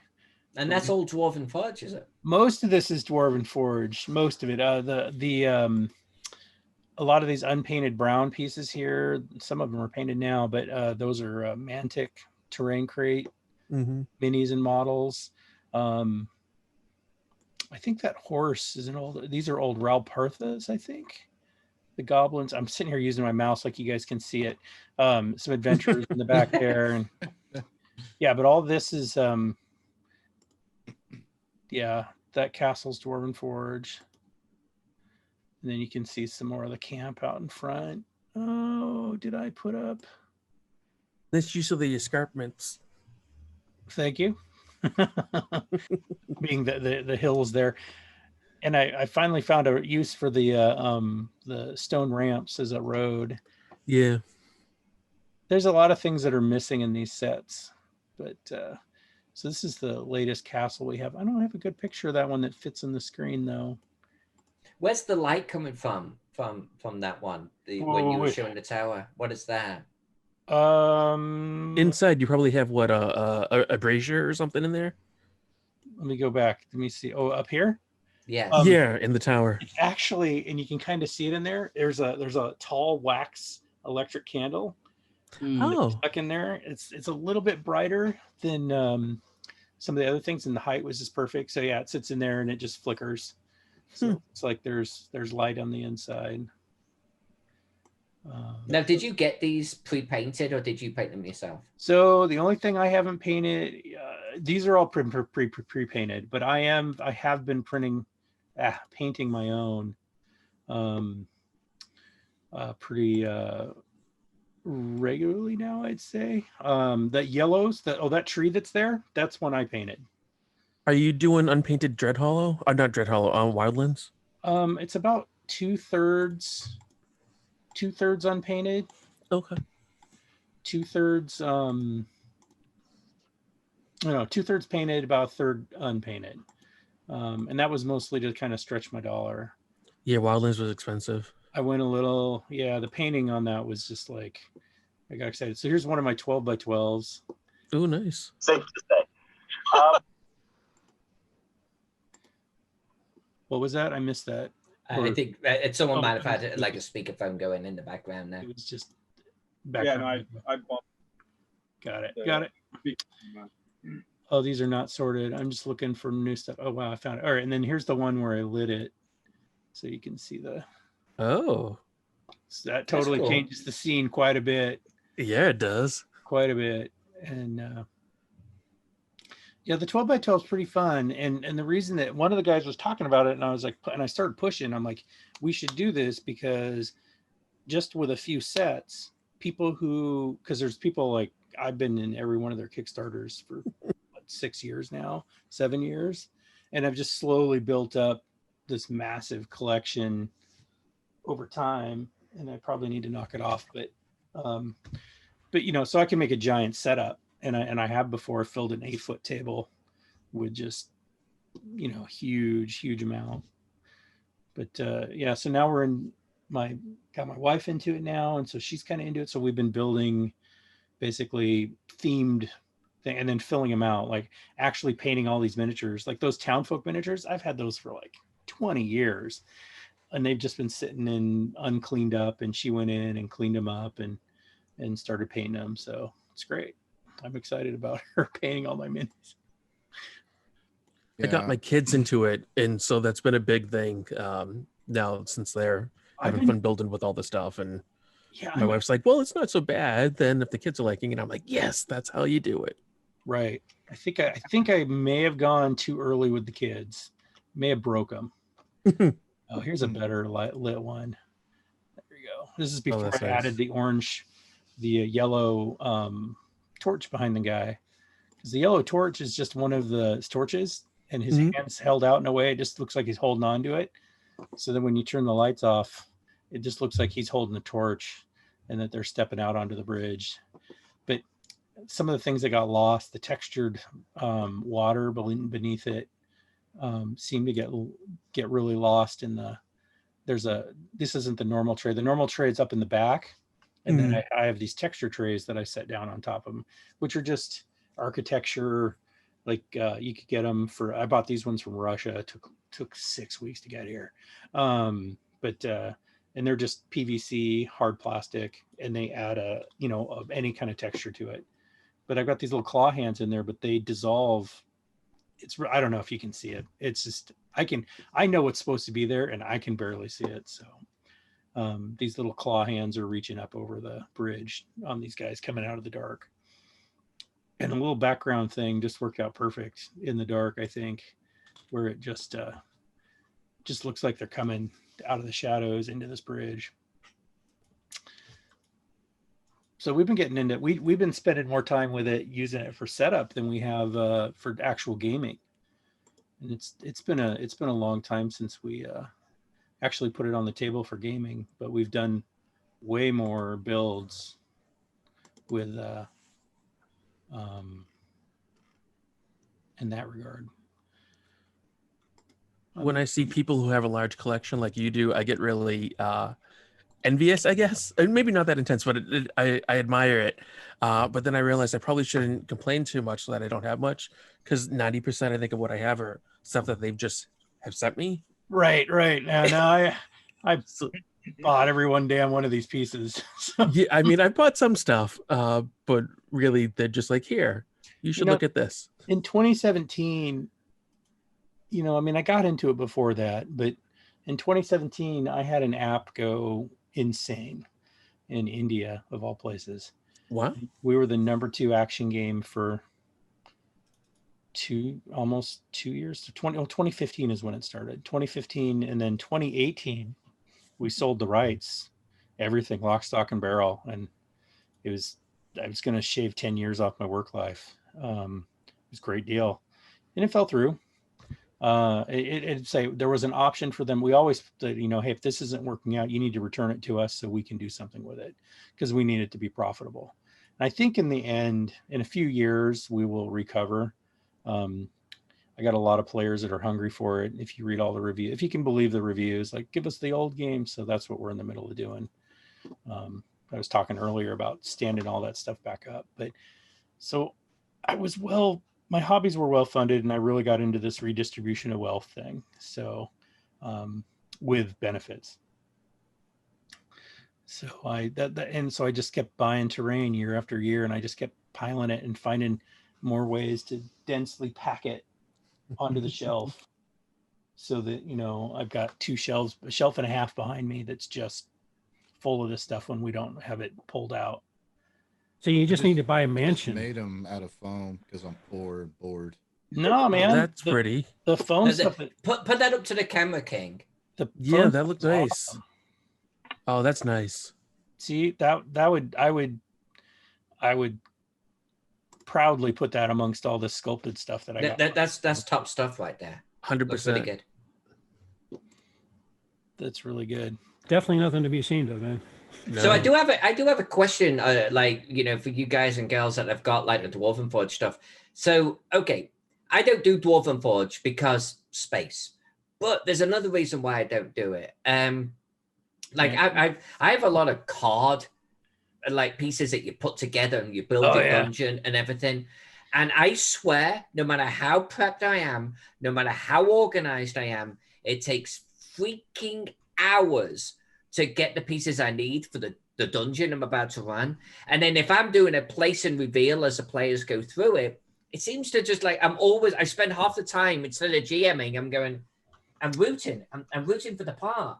And I'm going, oh no, that's not it. How much does that plague Dwarven Forge games?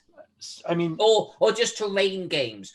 Like, it's really pretty. You got all of the pieces, but you got thousands of pieces, and then you got to put it together in front of your players as you go. Yeah, no, it's a skill unto itself. A lot of times, if you're in a dungeon, it's a little easier because you kind of know where they're going to go. But I've set my table up and no one's even gone. We never put a mini on the table because they never went that, or I had to quickly kind of fly it out. But you build on these trays and then you kind of fly things in. So you just kind of keep some vagary set up. But if you set up a nice table, there's no guarantee they're going to get into it. You know, that's true of any game, right? You can sit down there and draw all the maps on the flip boards and put it all out there. And then, you know, and just, if they don't go there, you kind of have to, as a DM, you kind of have to judge your players, right? On like, do you think they're going to go there or not? But I mean, yeah. And you just got to get okay with that and hope you had fun setting it up. So this 12 by 12 that you're talking about, those are the trays, and you literally just pick up a tray and put them into the game. So they're magnetic. Yeah, so they're like those boards you saw on the back here. I can change the picture. Don't do that. This picture right here. So you see those boards in the back right there. As I'm using my mouse, and you can't see that. There's a roughly 12 inch by 12 inch tray, and then down below there's a tray right there. I just use as a backdrop, but the tray's on the bottom, and it's stainless steel, and it's got a neoprene printed surface on it. And there's that, and they've got some new ones coming out. They call them battle boards, which is more like 11 millimeter thick hard plastic, really sturdy, but they're really heavy. I'm not sure I'm going to buy into too many of those, but they're great for bigger chunky elevations. These flex a little bit, but you can load them up with terrain and haul them in. And the terrain trays are a really easy way to drop things into your table. You kind of I stack them up. I had a 2 foot by 3 foot dungeon set up, and I had it sitting on a shelf in 2 stacks of 3. And so I would just I'd pull out the piece I needed, throw the cover back over the top of it. And then I use a bunch of napkins, like 12-inch cloth napkins. Perfect. And I just drape over to create the fog of war, if you will, line of sight. Ideally for myself, I think in the future, when I have my own place, is having a gaming table that can support having a TV inside of it. Yep. Hell yeah. So that I can do whatever that way. It's an investment, I know, and I just don't have the money to do this sort of thing. Miniatures here and there for role-playing games, yes, but this terrain, I can't afford it. I have a game I play every Saturday. We haven't pulled out a piece of terrain yet in 6 months. It's just it's never gone that direction, and it's all been theater of the mind. You know, and it's quicker in some respects. Not a lot of, you know, none of us have a lot of time to get into it, so we show up every game. But it films really well. Like you put a camera up and you can point it down at the stuff, and Vorpal board and which I haven't seen the latest stream. I guess they set some stuff up, but yeah, they did a lot and showed that stuff. Me and Vorpal board, man, we go way back. I was in on their first Kickstarter that failed, and I was all in. And then the new one came out and I missed it. I don't know, I was busy. And I'm like, hey, you guys had this other offering and this other one. And I'm like, could I get in on that? And they're all no. I'm like, all right, then I'll just go find something else. And it sucks because there isn't really anything else comes close. I'm surprised they said no, because like a lot of Kickstarters will it's weird, like after the fact. Yeah, I'm like, yeah. And I think what it was is the bracket they had was lifetime. They had anybody who puts up a lifetime pledge. I'm like, oh, count me in. And I signed up for it on the first one, just lock, stock, and barrel, no stopping thinking about it. I'm like, oh, this is a great idea. I've already was starting to work on how to set up hidden information for board games to play online, and using a cardboard box and having like a light box and then having their hand underneath it. And then I just reach into the box underneath a piece of fabric, say, which card do you want to pick out? Which one are you playing? And then I can grab it and put it on the table. And so I was just coming, and Vorpal board solves all these problems. Turns all your cards into virtual assets, I think. Not having used it directly. I'm looking at Wargaming Recon, not if I'm on track still. 100%. Yeah. Okay. Not mixing it up with a different. So they scan. You you literally scan all the cards. Oh, here's your hand. And no one has to look at it except for the person on the other side. So it's smart enough to kind of keep track of that for you. And then have a picture of the board itself. So they're going to be coming on my show in 2021 to talk about stuff. Cool. See if you can get me that lifetime, because I'm in. I just want get him the lifetime. I want that lifetime pledge, damn it. I mean, if they wouldn't have failed the first time, I would have it. You would absolutely, yeah. And if I was paying attention when they came back around, then that's just my fail. But well, yeah, but still, from a client building, relationship building endeavor, like, okay, here's this guy. He backed us the first time, it failed, but he clearly wants in. Oh, I was hungry. Give it to him. Give it to him. You know, this was pre-COVID too, and I try not to be bitter, but I'm bitter. It's okay. It's my. Come on, Wargaming. Let's see what you can do. Come on, schmooze. No pressure. No pressure. I do have some emails out to them. So pressure. We'll see what can happen. No pressure. Maybe a little. A little pressure, yeah. Pressure is on. If they're on a Kickstarter, they didn't even send you an email notification of their new one? I'm not saying I wasn't getting 300 emails a day and I missed it. It's not they didn't try. I just missed it. Yeah. Okay. Yeah. I get it. I don't get 300 emails a day. I might get 100. I made the mistake of because when our app was the little app that I have that went crazy, my partner made it. It's his creation, and I came in to help him and just drag him through the ring. Like, it's like, I ported everything to Android, and that was really popular in India. But we had 3.5 million daily active users. And so I would stay up until 3 a.m, just trying to support the servers, just the two of us. Wow. Keep it all online, keep it running. And then I'd finally pass out for a few hours, and I'd come back and I just I've set everything back up, because the West only lightly plays. But Southeast Asia, we were really popular, and we had some hot spots on the West, but it was just like, next to Cuba, same island. Why am I Haiti? No, Haiti's down there, different island, but yeah. No, this is. I was going to say it ain't Haiti. I know that for a fact. Yeah, Dominican Republic or something like that. They're down there too. Well, okay. So one of the islands down there, I cannot believe I forgot this. Anyways, we were like the #1 app period there. And we were ranking in Brazil and all these areas, and then the Middle East too, especially when things were more tumultuous for whatever reason. Our game seems to follow turmoil. And it's yeah, it's because it was we made the game so you could play offline, so people would play out in the jungle if they wanted, so they could basically have their gaming out in the jungle and just disconnected from the world. Someone would set their phone up as a hotspot, and you basically have couch gaming anywhere. And it was really popular. And the new company we sold it to took all that out, so we're going to put it all back. Wow.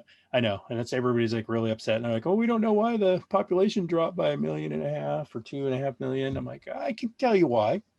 That's what made it special. And then they were not successful with their missions to make it popular elsewhere in the world. So with those things removed, it's kind of like, this is what we got. And I'm like, okay, well, we'll take the franchise back and go this direction with it. So Wow. Talking about myself again. I got this is You need a link to the app though. Oh God, guys, it's not even out yet. It's Also, we you just hype it up. Alpha. We're working on It's some broccoli. It's 3D printed broccoli. That's right. It is broccoli. It is broccoli. It is Dwarven Forge broccoli. But Oh. A little bit. Of I found cheese on it. I found a solution for snow, and it's you guys ever heard of floof? Yeah. Yeah. So smearing floof carefully. Isn't that onto a it. food? No, it's like that synthetic sand. That it's sort of like that. It's not synthetic sand because they're kind of two different solutions. Oh, I'm thinking of fluff. I thought Yes. you were doing a posh pronunciation of fluff. Floof. Like a floof. A I'm like, is he floof, saying dude. fluff? I've seen that in my local QFC. What the hell? Yeah. Nope. This is but this is Okay. so for the next we're doing a winter. We're taking the same castle set that we had that's got the fall harvest. Which let me hood my camera here. So the little fall harvest thing we got setting up, that's going to go into a snow scene, and then That's awesome. we'll Yeah, that is an incredible looking piece. Yeah. I I've really been like it. using bicarbonate of soda with Elmer's glue Mm-hmm. for my snow. yeah. So on this, I'll just run it through the water and it'll all come off. So Oh, nice. it's Oh, it's a so yours is purposefully temporary. purposely temporary snow. Yeah. Okay. So then I okay. can just pack the floof on there. It's a little messy to have around, but you do your scene, you put it on the roofs, and you can see the roof tiles kind of have a little bit of a texture to them. Oh, I guess that picture I had up there was the Yeah, the slate roofs too. Well, The actually, all of slate them do. roofs. And so you can kind of smear the snow on there and kind of make it look Okay, so you're doing a temporary snow. That's kind of ingenious. Okay. So trying to stretch my terrain here so I don't have to have custom. So we'll put snow on there and kind of have it as a light snow hit the area. And then I have to finish painting all the fall trees. So that's been my latest thing. So how likely are you to want to drill out your spouted floor like Nate did and put so Nate, the creative head over at Dwarven Forge, he was showing off this. They call this a spouted. I got a green background, which is really stupid. This is a spouted floor for caverns, so like lava and ooze comes out. But he drilled it out because they have this little fog machine that they're coming out with. Yeah. So like you have all this fog coming out of it, and it looks really cool. And I kind of want to take a Dremel to my piece now, but not after I spent all the money on it that I spent. Oh, so like you can make volcanic steam vent things too. Yeah. Yeah. So I've got the 3D printer, right? So like there's no reason I couldn't just print some spouted things with 3D printer and drill that, but I'm not opposed to it. And the seal's been broken for me on this current set here. I didn't have enough banks, so I went and got stone banks, which are okay. There's a different in the Dwarven Forge. There's a different scale on the inside because you've got the 2-inch squares, and then when you go outside, it's 3 inches and 6 inches. Did they do 8-inch for? No. It's 6. I don't think so. I think 3 just and up to 6. 3 and 6. So they've gone from this 2-inch square to these 3-inches. Now they've built some adapter pieces, but to drop in. But now I've got all these banks, but the 2-inch banks don't quite line up the way they should. They're an inch short when you go around a corner. So I ended up cutting my banks in half. Oh, that's ballsy. They say everybody watch Wargaming or Guns Face. I cut it in half, and it worked out really good. And I was like, oh, okay. Yeah, if you want to integrate more lighting, you might want to look into the LED lighting 3D printing pieces that Fat Dragon. Oh, those are good. I got those too. Yeah. Oh, you do have them. Okay, good. Yeah, I've gone nuts, guys. I got a problem.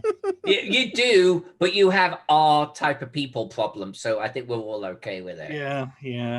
I know I'm in the right crowd. It's not the support group I need, but none of us are going to knock you for what you're showing here. I think we're all going, oh, I'm kind of jealous. So yeah, you're we're not Gamers Anonymous, dude. We're like, get into it. Get more addicted. Yeah. Gamer surplus. But like, I'm sure if my house was twice as big, I would definitely get into like the Dwarven Forge and 3D printed terrain and all the rest of it, without a doubt, because it looks spectacular, particularly because you mentioned earlier like the camera work and everything. And I've seen like games where they actually bring the camera down into the dungeon and you see your miniatures laid out. I mean, that's good stuff. Brilliant stuff right there. Here's their lava stuff. This is my Halloween build. Oh, yeah, that's fantastic. So where's the lighting coming from for this? So they sold out. And so light panels. The light panels underneath. Those are 8x8, by the way. Yeah. So the lava panels are 4x4. The outside land panels are 3x3. There's a real, yeah. A disconnect. Is that the kind of word? Well, let's just call it an evolution. And it's 1 inch at a time. That's a word. Evolution is a word, yeah. So, but you get pieces to deal with it, and you just kind of keep them in a box and be like, yeah. I remember that Kickstarter. I was so tempted by that Kickstarter. This was really cool. It killed me because I mean it's the right size Kickstarter for me. Like if they just did this size, that size. Oh, I wish 3 times a year. Oh, I would. They would probably have me for even more. But as a small company, I don't think they can handle it. I don't think. I think they said it was as much, if not more, work than a big one for them, and they made less money, so they'd have to do the big ones. But afterwards, though, this sold like crazy. Like, and they didn't think it would either. They thought they were going to be in the hole, and they're like, let's get our third reorder going. Absolutely. And so you'll see in here, like the lava is the little foreground pieces there. Those are part of the lava thing. And then the castle stuff, and there's actually caverns on top of the narrow passage caverns on top of the walls.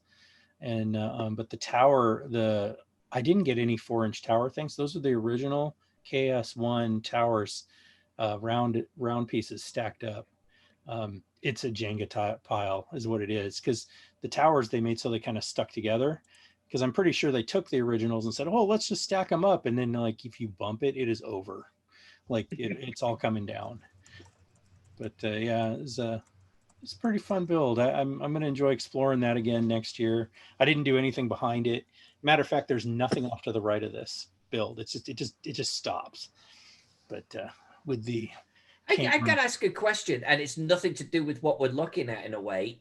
Oh yeah. What's going on behind? What's that? What is that? What is that? Your outside, or have you got some kind of interior stone effect going on? Fireplace inside my house. Well, how much time you got? So we used to have fireplaces. So then we did an earthquake retrofit. And I'm looking for a bigger picture. There you go. Okay. So nice. There used to be a fireplace to the left on this floor. There's a little half floor goes down below. And there used to be a fireplace downstairs. And the stack went up. There's a 13-foot ceiling there. It goes all the way up to the top. It was all masonry all the way up. And we had the engineer come out, and he looked at it, and he's like, so they give you a rating when you get assessed for your earthquake. If they take your home and they do the earthquake, so we got a D-, which basically means you're going to wake up in a pile of rubble. Wow. So yeah. So we're like, okay, so well maybe and get this. The only reason we got a D- was because the design of this house came from a California design, and they took some of the designs from California in 1969. That was kind of the thing, which was, hey, we should put some plates on these bolts to help secure them down to the foundation. Now, the washers and the nuts that they use are completely inadequate, but it gives you a little bit of support, but now everything's been like quadrupled and thicknesses and to get it up to spec where like, yes, now your house won't hop off its foundation. But the fireplace was a no-go. So we brought it down to head height on the masonry, and we couldn't find anybody to rebuild the chimney that would do it. Nobody would do it. Nobody wanted the liability. Nobody was there. Like, I'm like, well, if we take it all out, can you build me a new chimney inside? Nobody would do it. And so we, and even we said, hey, can we get the permits first? We'll hire you. We'll get the permits and then you can do the job, and still no one do it. So we just took the fireplaces out and put in a 12-foot stone wall, feature wall. You can kind of see there the buildings that are hanging off the wall too. The terrain trays are stuck in the grooves, and then houses were built on top of them to make a ledge city. But well, yeah, at least that's the story of the stone wall. That's a cool feature, what though. Did you say, Gling Dung Chun? Oh, I was just saying, at least it's multi-purpose. You can use the wall for lots of things. Yeah, so it's fun. We decorated up in the I don't know if I show the back of the Halloween. Oops, that's not the fall harvest. Do I show it? No, I don't really show it. Back behind it, we shoved leaves, fabric leaves into it, so it looks like it's like the outdoors inside kind of thing. So. Oh, you can. You know, your wife is a keeper, right? Oh yeah, she is. Go to mulchmedia.com. I'll put it in the. You know, I'm definitely going to try and save the chat log from this too. There's been some great links come out of this that we're gonna share. Yeah, so mulchmedia.com. That's her stuff, and she's just multi-talented, all over the place, and has no interest. Is not just in no interest. She has no desire to do commercial art at all. She's tried, and it's just she can't deal with people telling her what to do. People are shit, 100%. That hutch is gorgeous. The hutch on her website, it's absolutely beautiful. Yeah, we both worked on that one, but she did the final paint job that really kind of brought it. Oh my goodness. That sat in my office for like 8 years. That old hutch. Do you see the before pictures? I'm working my way there. I just can't get over how beautiful it is. Great piece of furniture. I'll get her in here. These are actually incredible pieces. Like, oh my God. I'll be right back. I'm going to go ahead and grab all my paints and just throw them in the trash now. Deep inspiration. Wow. Well, we're closing on the 2-hour mark, guys, and I told Alyssa I needed to do a couple things. But we do have a voice and video channel in Discord. If you guys want to keep it going, you're more than welcome to. Well, that's true. We do, don't we? You do. Where is that? Use it anytime you guys want. Yeah, we don't do the voice stuff enough, do we? Yeah, it's over there on the left-hand side of Discord. I jump in and chat with people every once in a while when I see it. Where is your? Oh my gosh! The other day I was accidentally signing into it because it has the same. I think it says forum, just like the general chat forum. Oh yeah, it does. Yeah. So I was have to call it accidentally like voice in. forum or something. Yeah. I had music playing, and I accidentally logged into a channel, didn't even know it, and then someone's like, "Who's in here? You've been in here for 24 hours." I'm like, "Oh my God." So I'm like, how many conversations have I had with work? Just conversations on the phone. I know I talked to my doctor once. Oh, wow. Yeah. So it's like, but if you don't have any music going, Discord eventually kicks you off, right?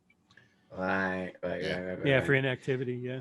Well, I gotta be honest with you guys and girls. Like, holy balls, this was such a good hangout. This was so good. I had so much of it. That 2 hours just flew by. It was ridiculous. Can I ask you one question before we all sign Here she off? comes. Here she comes, everybody. Yeah. She's on your Facebook post. Is that the map Zach sent you for Whisper and Yes. Okay. Yes. Zach wasn't exaggerating. No. So earlier on when Zach was in the chat, he mentions that he sent me this really basic map for me to work off the Whisper and Venom. Well, I have it. I keep everything from every project ever. So he actually commented about that in the chat today, and he commented about it in my thread on Facebook. So I went and got it, and I posted it. And yeah, it's pretty basic, but I'll be honest with you, getting anything from a client helps every time, because it helps, because otherwise I'm going to say, so what is the shape? Where are the rivers? Are the rivers? Is there a lake? Is there a sea? I have to pull this information out. So just getting something back where it's like there's two rivers, they meet, they come down here, and there's a mountain range. That's huge. Like, and I think Zach undervalues just how pivotal that was. Oh yeah, so, it's really cool to look at that and then look at what you did and see, you know, how they match up, and that's kind of cool to look at. Right? I mean, if you look at his original, as much as he knocks it, and you look at my results, that they're almost identical in a structure sense. Right. Yeah. The layout, the general layout. Yeah, absolutely. Yours is a way more beautiful, of course, but still.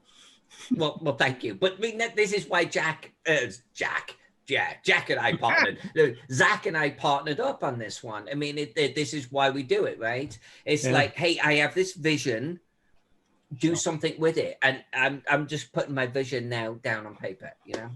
Oh, it was an awesome vision. You know, like I mentioned on Facebook, it's the first time I really got exposed to your work, at least your color work, and you know, been friends with you on Facebook ever since. I want to thank you too, Robert. Too the fact that you've been involved with so many projects that have got my maps in them. You humble me. You really do humble me. So thank you for that. Well, I'm not kidding when I can see your maps artwork. I mean, they're beautiful. You know, I've always been a fan of maps. Even when I was in the Navy, I wasn't even a quartermaster, but I got qualified quartermaster to watch just because I wanted to play with their maps. You know, so. Oh, you're in the Navy too, Robert? Yeah, I was on submarines. Yeah. Oh, nice. Yeah, I was a CB, so I was doing different types of maps. So. Oh, I probably would have wanted to play with those too if I got exposed to them. Yeah, probably. Topographical maps are a little bit more fun. Not gonna lie. What's that? Now I get to map Blue Water Navy all day long. That's not so fun. Well, yeah, the maps you get to play with are incredible. Holy crap. Yeah, for my wife works at the VA, so she does VA things, you know, for veterans. And so they have these map programs to determine for the Blue Water Navy guys who are whether or not they're close enough to Vietnam shores to qualify or not. And they literally have every patrol of every ship ever in this program, and shows how they moved through the oceans on their patrols. Cool. So they can, and so she uses that to determine, depending on the case, of course, if they got close enough to the shore to qualify for Blue Water Navy benefits. So they're using like ArcGIS, probably. I'm not familiar with the term. Software. Yeah. He says, "Is it RTS?" ArcGIS, ESRI, something you're familiar with? Yeah, she doesn't really know what the terminology behind it is. She just, learned how to use it. All right, guys, I need to do last call for questions. So if you got them, fire away real quick, and oh, somebody here. Hello. The talent. The talent. There's the one that does the beautiful. This is the one. The talent behind Mulch Media. Do what?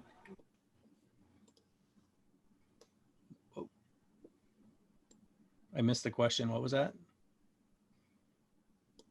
Robert, did you have a question? Me? No, my wife was talking to me, so I muted there. But yeah, Little Miss Mulch Media, by the way, we always looking at your stuff and really just freaking loving on it. Really, really, really good stuff. Thank you. Thank you.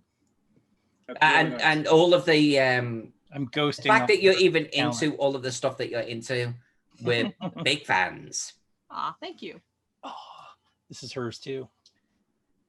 Ooh. Well, you see, Hunter, that I love dioramas and shit. You know that. You've seen my work. I'm playing. So me looking at something like that, I'm just like, I want it. That's awesome. We're just all a bunch of addicts. I seriously, Yeah. I want to paint up some miniatures and put them on that thing right now. That looks so good. Oh, there we go. Wow, good shading. That's fantastic. So And the caverns on the inside. Yeah, so it's kind of made for showing off like a I love the That's moss really work. so the, Secret the entrance. caverns are on the side, and then you can kind of put minis in there, and they kind of that's step really down. nice. And then Nice. So Hunter, serious question. Okay. Can we timeshare your wife? Can she come over and like do some things with me? I have to negotiate with her, but I mean, I'm not going to get in the way of that. That was really, really, really nice. Good work. I love it. Running out of space to put stuff is the problem. I told him earlier, you guys need to buy a bigger house. Yeah. So he wants a basement. Yeah, Move to St. Louis, dude. We got all kinds of houses. I got a crawl space that isn't being used. We could You go go down. gaming dungeon. There you go. He wants a gaming dungeon. I want a permanent gaming table. Is what I want. Something we could set big builds up on, and Just leave them until you're done. Yeah. I was looking for my 10-year-old daughter's.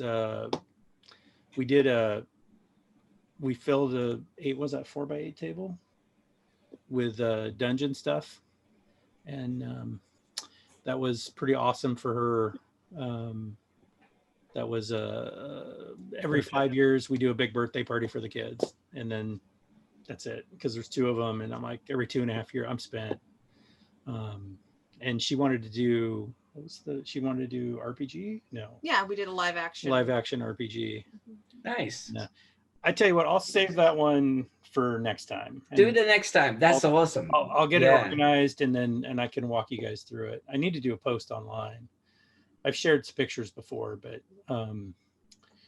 there's one in particular that if I can find it real quick, I will.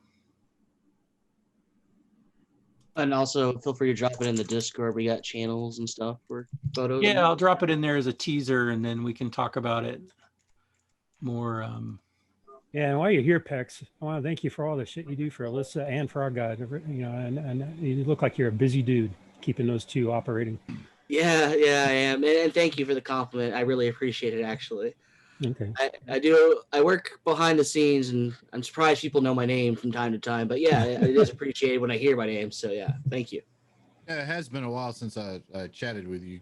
I remember doing some podcast stuff earlier this year, and then 2020 happened. So Yeah, I think that was still back when I was helping out Tinkar and stuff, Yeah. and Frog Chat as well. So yeah. Yep.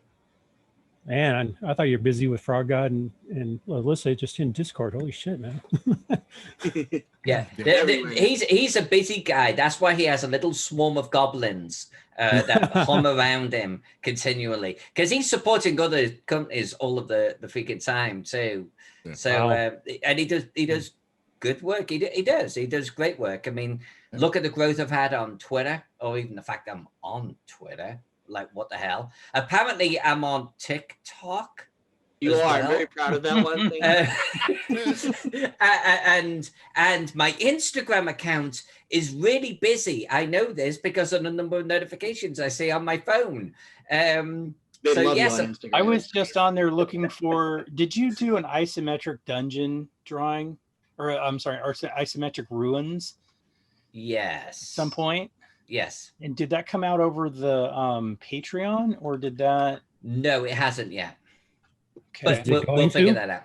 Okay, cool. Because I love isometrics. It did much earlier this year, but we've rebooted the Patreon. So yeah, but it was a larger scale type. It wasn't like super tiny or anything, and it was kind of on a. I've been looking for it. I know I have a copy somewhere, but if you find a link, man, put it in the Discord chat. So I haven't seen her isometric one yet. That'd be cool to see. one of the things I wanted to do was do a build basically of that. I think I've got enough ruins now. Actually, that would be cool. Actually, that would be really cool. It was a ruined castle, right? That's Yeah. what you're talking Yes. about. Yeah, Yeah. another one. Shit, the name escapes me from the name of the castle. Damn. That was a personal game that I was running, but I always write my scenarios like I'm going to release them.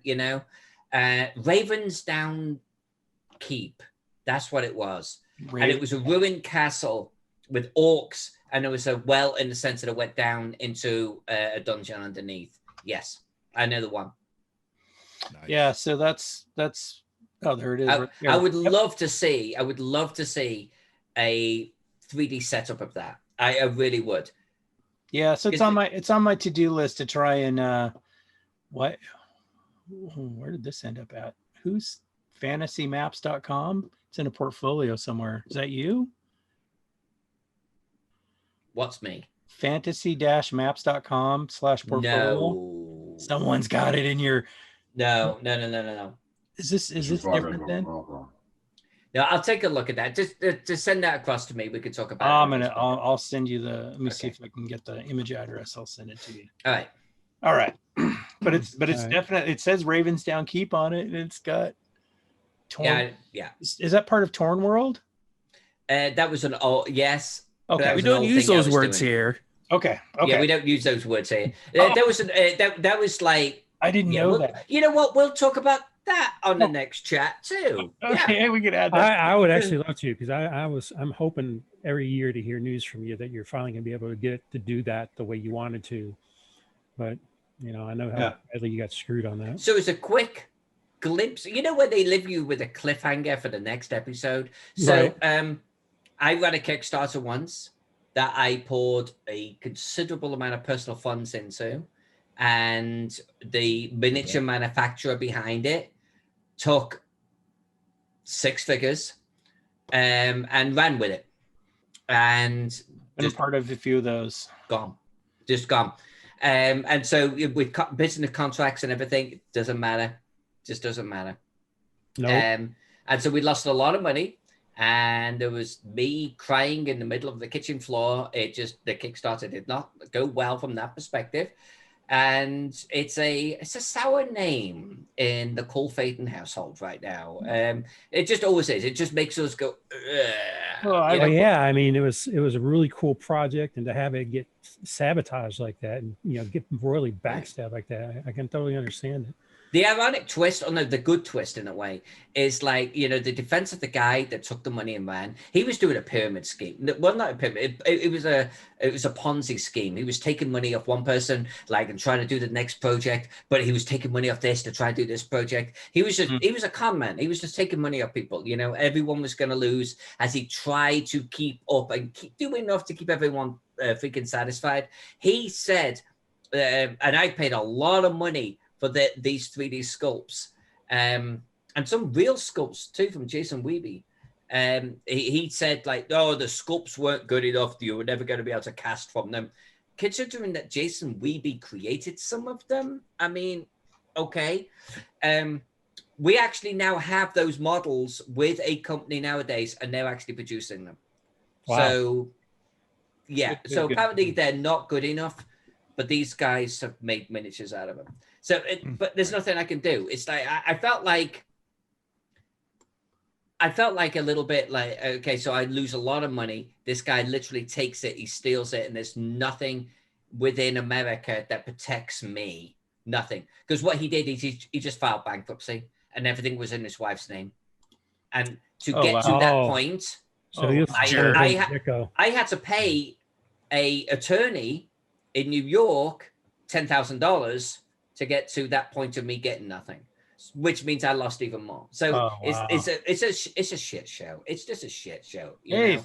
Sorry for bringing that up. Well, and so you know what? We're gonna go a little bit Jerk. long. You know the real kicker. You know the real kicker right now is that about 2 years ago, the IRS came at me over that same project. Seriously. So we funded $60,000-$70,000, something like that, right? 66 around there. Well, what is most of that? Creation in China, shipping over to the US, etc. I filed about $40,000 of business expenses, all legitimate. Right. And the IRS came at me for them. Wow. I had receipts for everything. But Good. you know what? The receipts had Jack's name on it because he was doing the transactions. I had receipts of me paying, I had receipts of me paying the attorney to sue the guy that took my money. But Jack is the one that did the transactions in the same way that Pex does all my shit nowadays. And because Jack's name was on the letters and emails and stuff, even though you could trace the money coming out of my account, coming over to here, they went at me. They did an audit on me. Seriously, I paid $12,000 for a CPA to prove I was innocent. Oh, wow. What the fuck? And seriously, after 18 months of the IRS being on my back, like the CPA sat down in person with the IRS, and the IRS said, okay, we admit we didn't look at her documentation. Oh, Jesus Christ. We didn't look at her. We said, my documentation was this thick, and I'm not fucking with you guys. It was this thick. We admit it is obvious that we didn't look at her documentation. It's clear that she's done nothing wrong. It took me $12,000. So $12,000 for that, $10,000 for the attorney, plus the lost money, which was a considerable amount on the miniatures. Right. All my money. That's torn armor for me. That is torn armor. That's a crying shame, because the concept and everything was awesome. So yeah, I was passionate about it, man. I was actually willing to go into the hole on it. This is the first time me speaking really publicly, honestly, and on video about this. I was willing to go into the hole publicly. It's like, I'm going to match the Kickstarter dollar for dollar to make this happen. I'm going to ship for free on my dime. I was willing to go the extra length to make this dream happen. And the one guy that took the money and took the miniatures caused so much of a collapse that it was just freaking ridiculous. Wow. Yeah. Wow. I'm really sorry that happened. You know, it was a great project. It was going to be awesome. I mean, what you did give us looked awesome. You know. Well, this is the thing, though, Robert. Right? I mean, it's like, I think in life it's okay to fail. It's what you do with the failure. That's... Well, you didn't fail in this respect. You got screwed. You know, right. It wasn't your failure. I will admit, most people were very understanding. I will admit that they really, really were. Well, I hope that made it less painful. You know, 100%. I mean, I could have had a rougher time of it, but it's also, what do you do with this? Like, how do you grow from this? Right. And that's the only takeaway I can do. I think the worst part for me is I don't think I can ever do a Kickstarter again. So I don't think I could do a Kickstarter, certainly under my name, and maybe not even associated with my name. Like, if I wanted to do a Kickstarter, how to draw maps or a map compilation, I don't think I could. I just don't think I could. So it kind of ruined that side of things. You think your name brand is damaged that much, or is it something on Kickstarter? 100% on Kickstarter. Okay. Yeah. Just Kickstarter. Well, there's other options nowadays. Yes, there are. I'm doing a sci-fi board game on some other service right now. Indiegogo? No, it's another one. It's a US. What's the sci-fi game? I'll have to look it up. I'll put the name of it in Discord. I noticed another one had come up recently too, specifically for board games. Curious if there's a few of them out now. There's a lot out for board games. I bought all. If I support all the ones I wanted to, I'd go broke in no time. Sandy Peterson did their own like in-house Kickstarter. GameFound, ISS Vanguard project on GameFound. GameFound, yep. All right, gang. I think we're gonna move this party over to Discord for those that want to keep on going. You're more than welcome to, like I said before. And let Alyssa sign us out here. All right, thanks, Pix. I'd really like to... Thank you all of it. Seriously, awesome hangout. Everyone have a great holidays. All you of too. them. You too. Back at y'all. Yeah. Thank all you. Guys too. See ya. Guys. Bye. You guys later. We'll talk about this build later. Yeah, we will.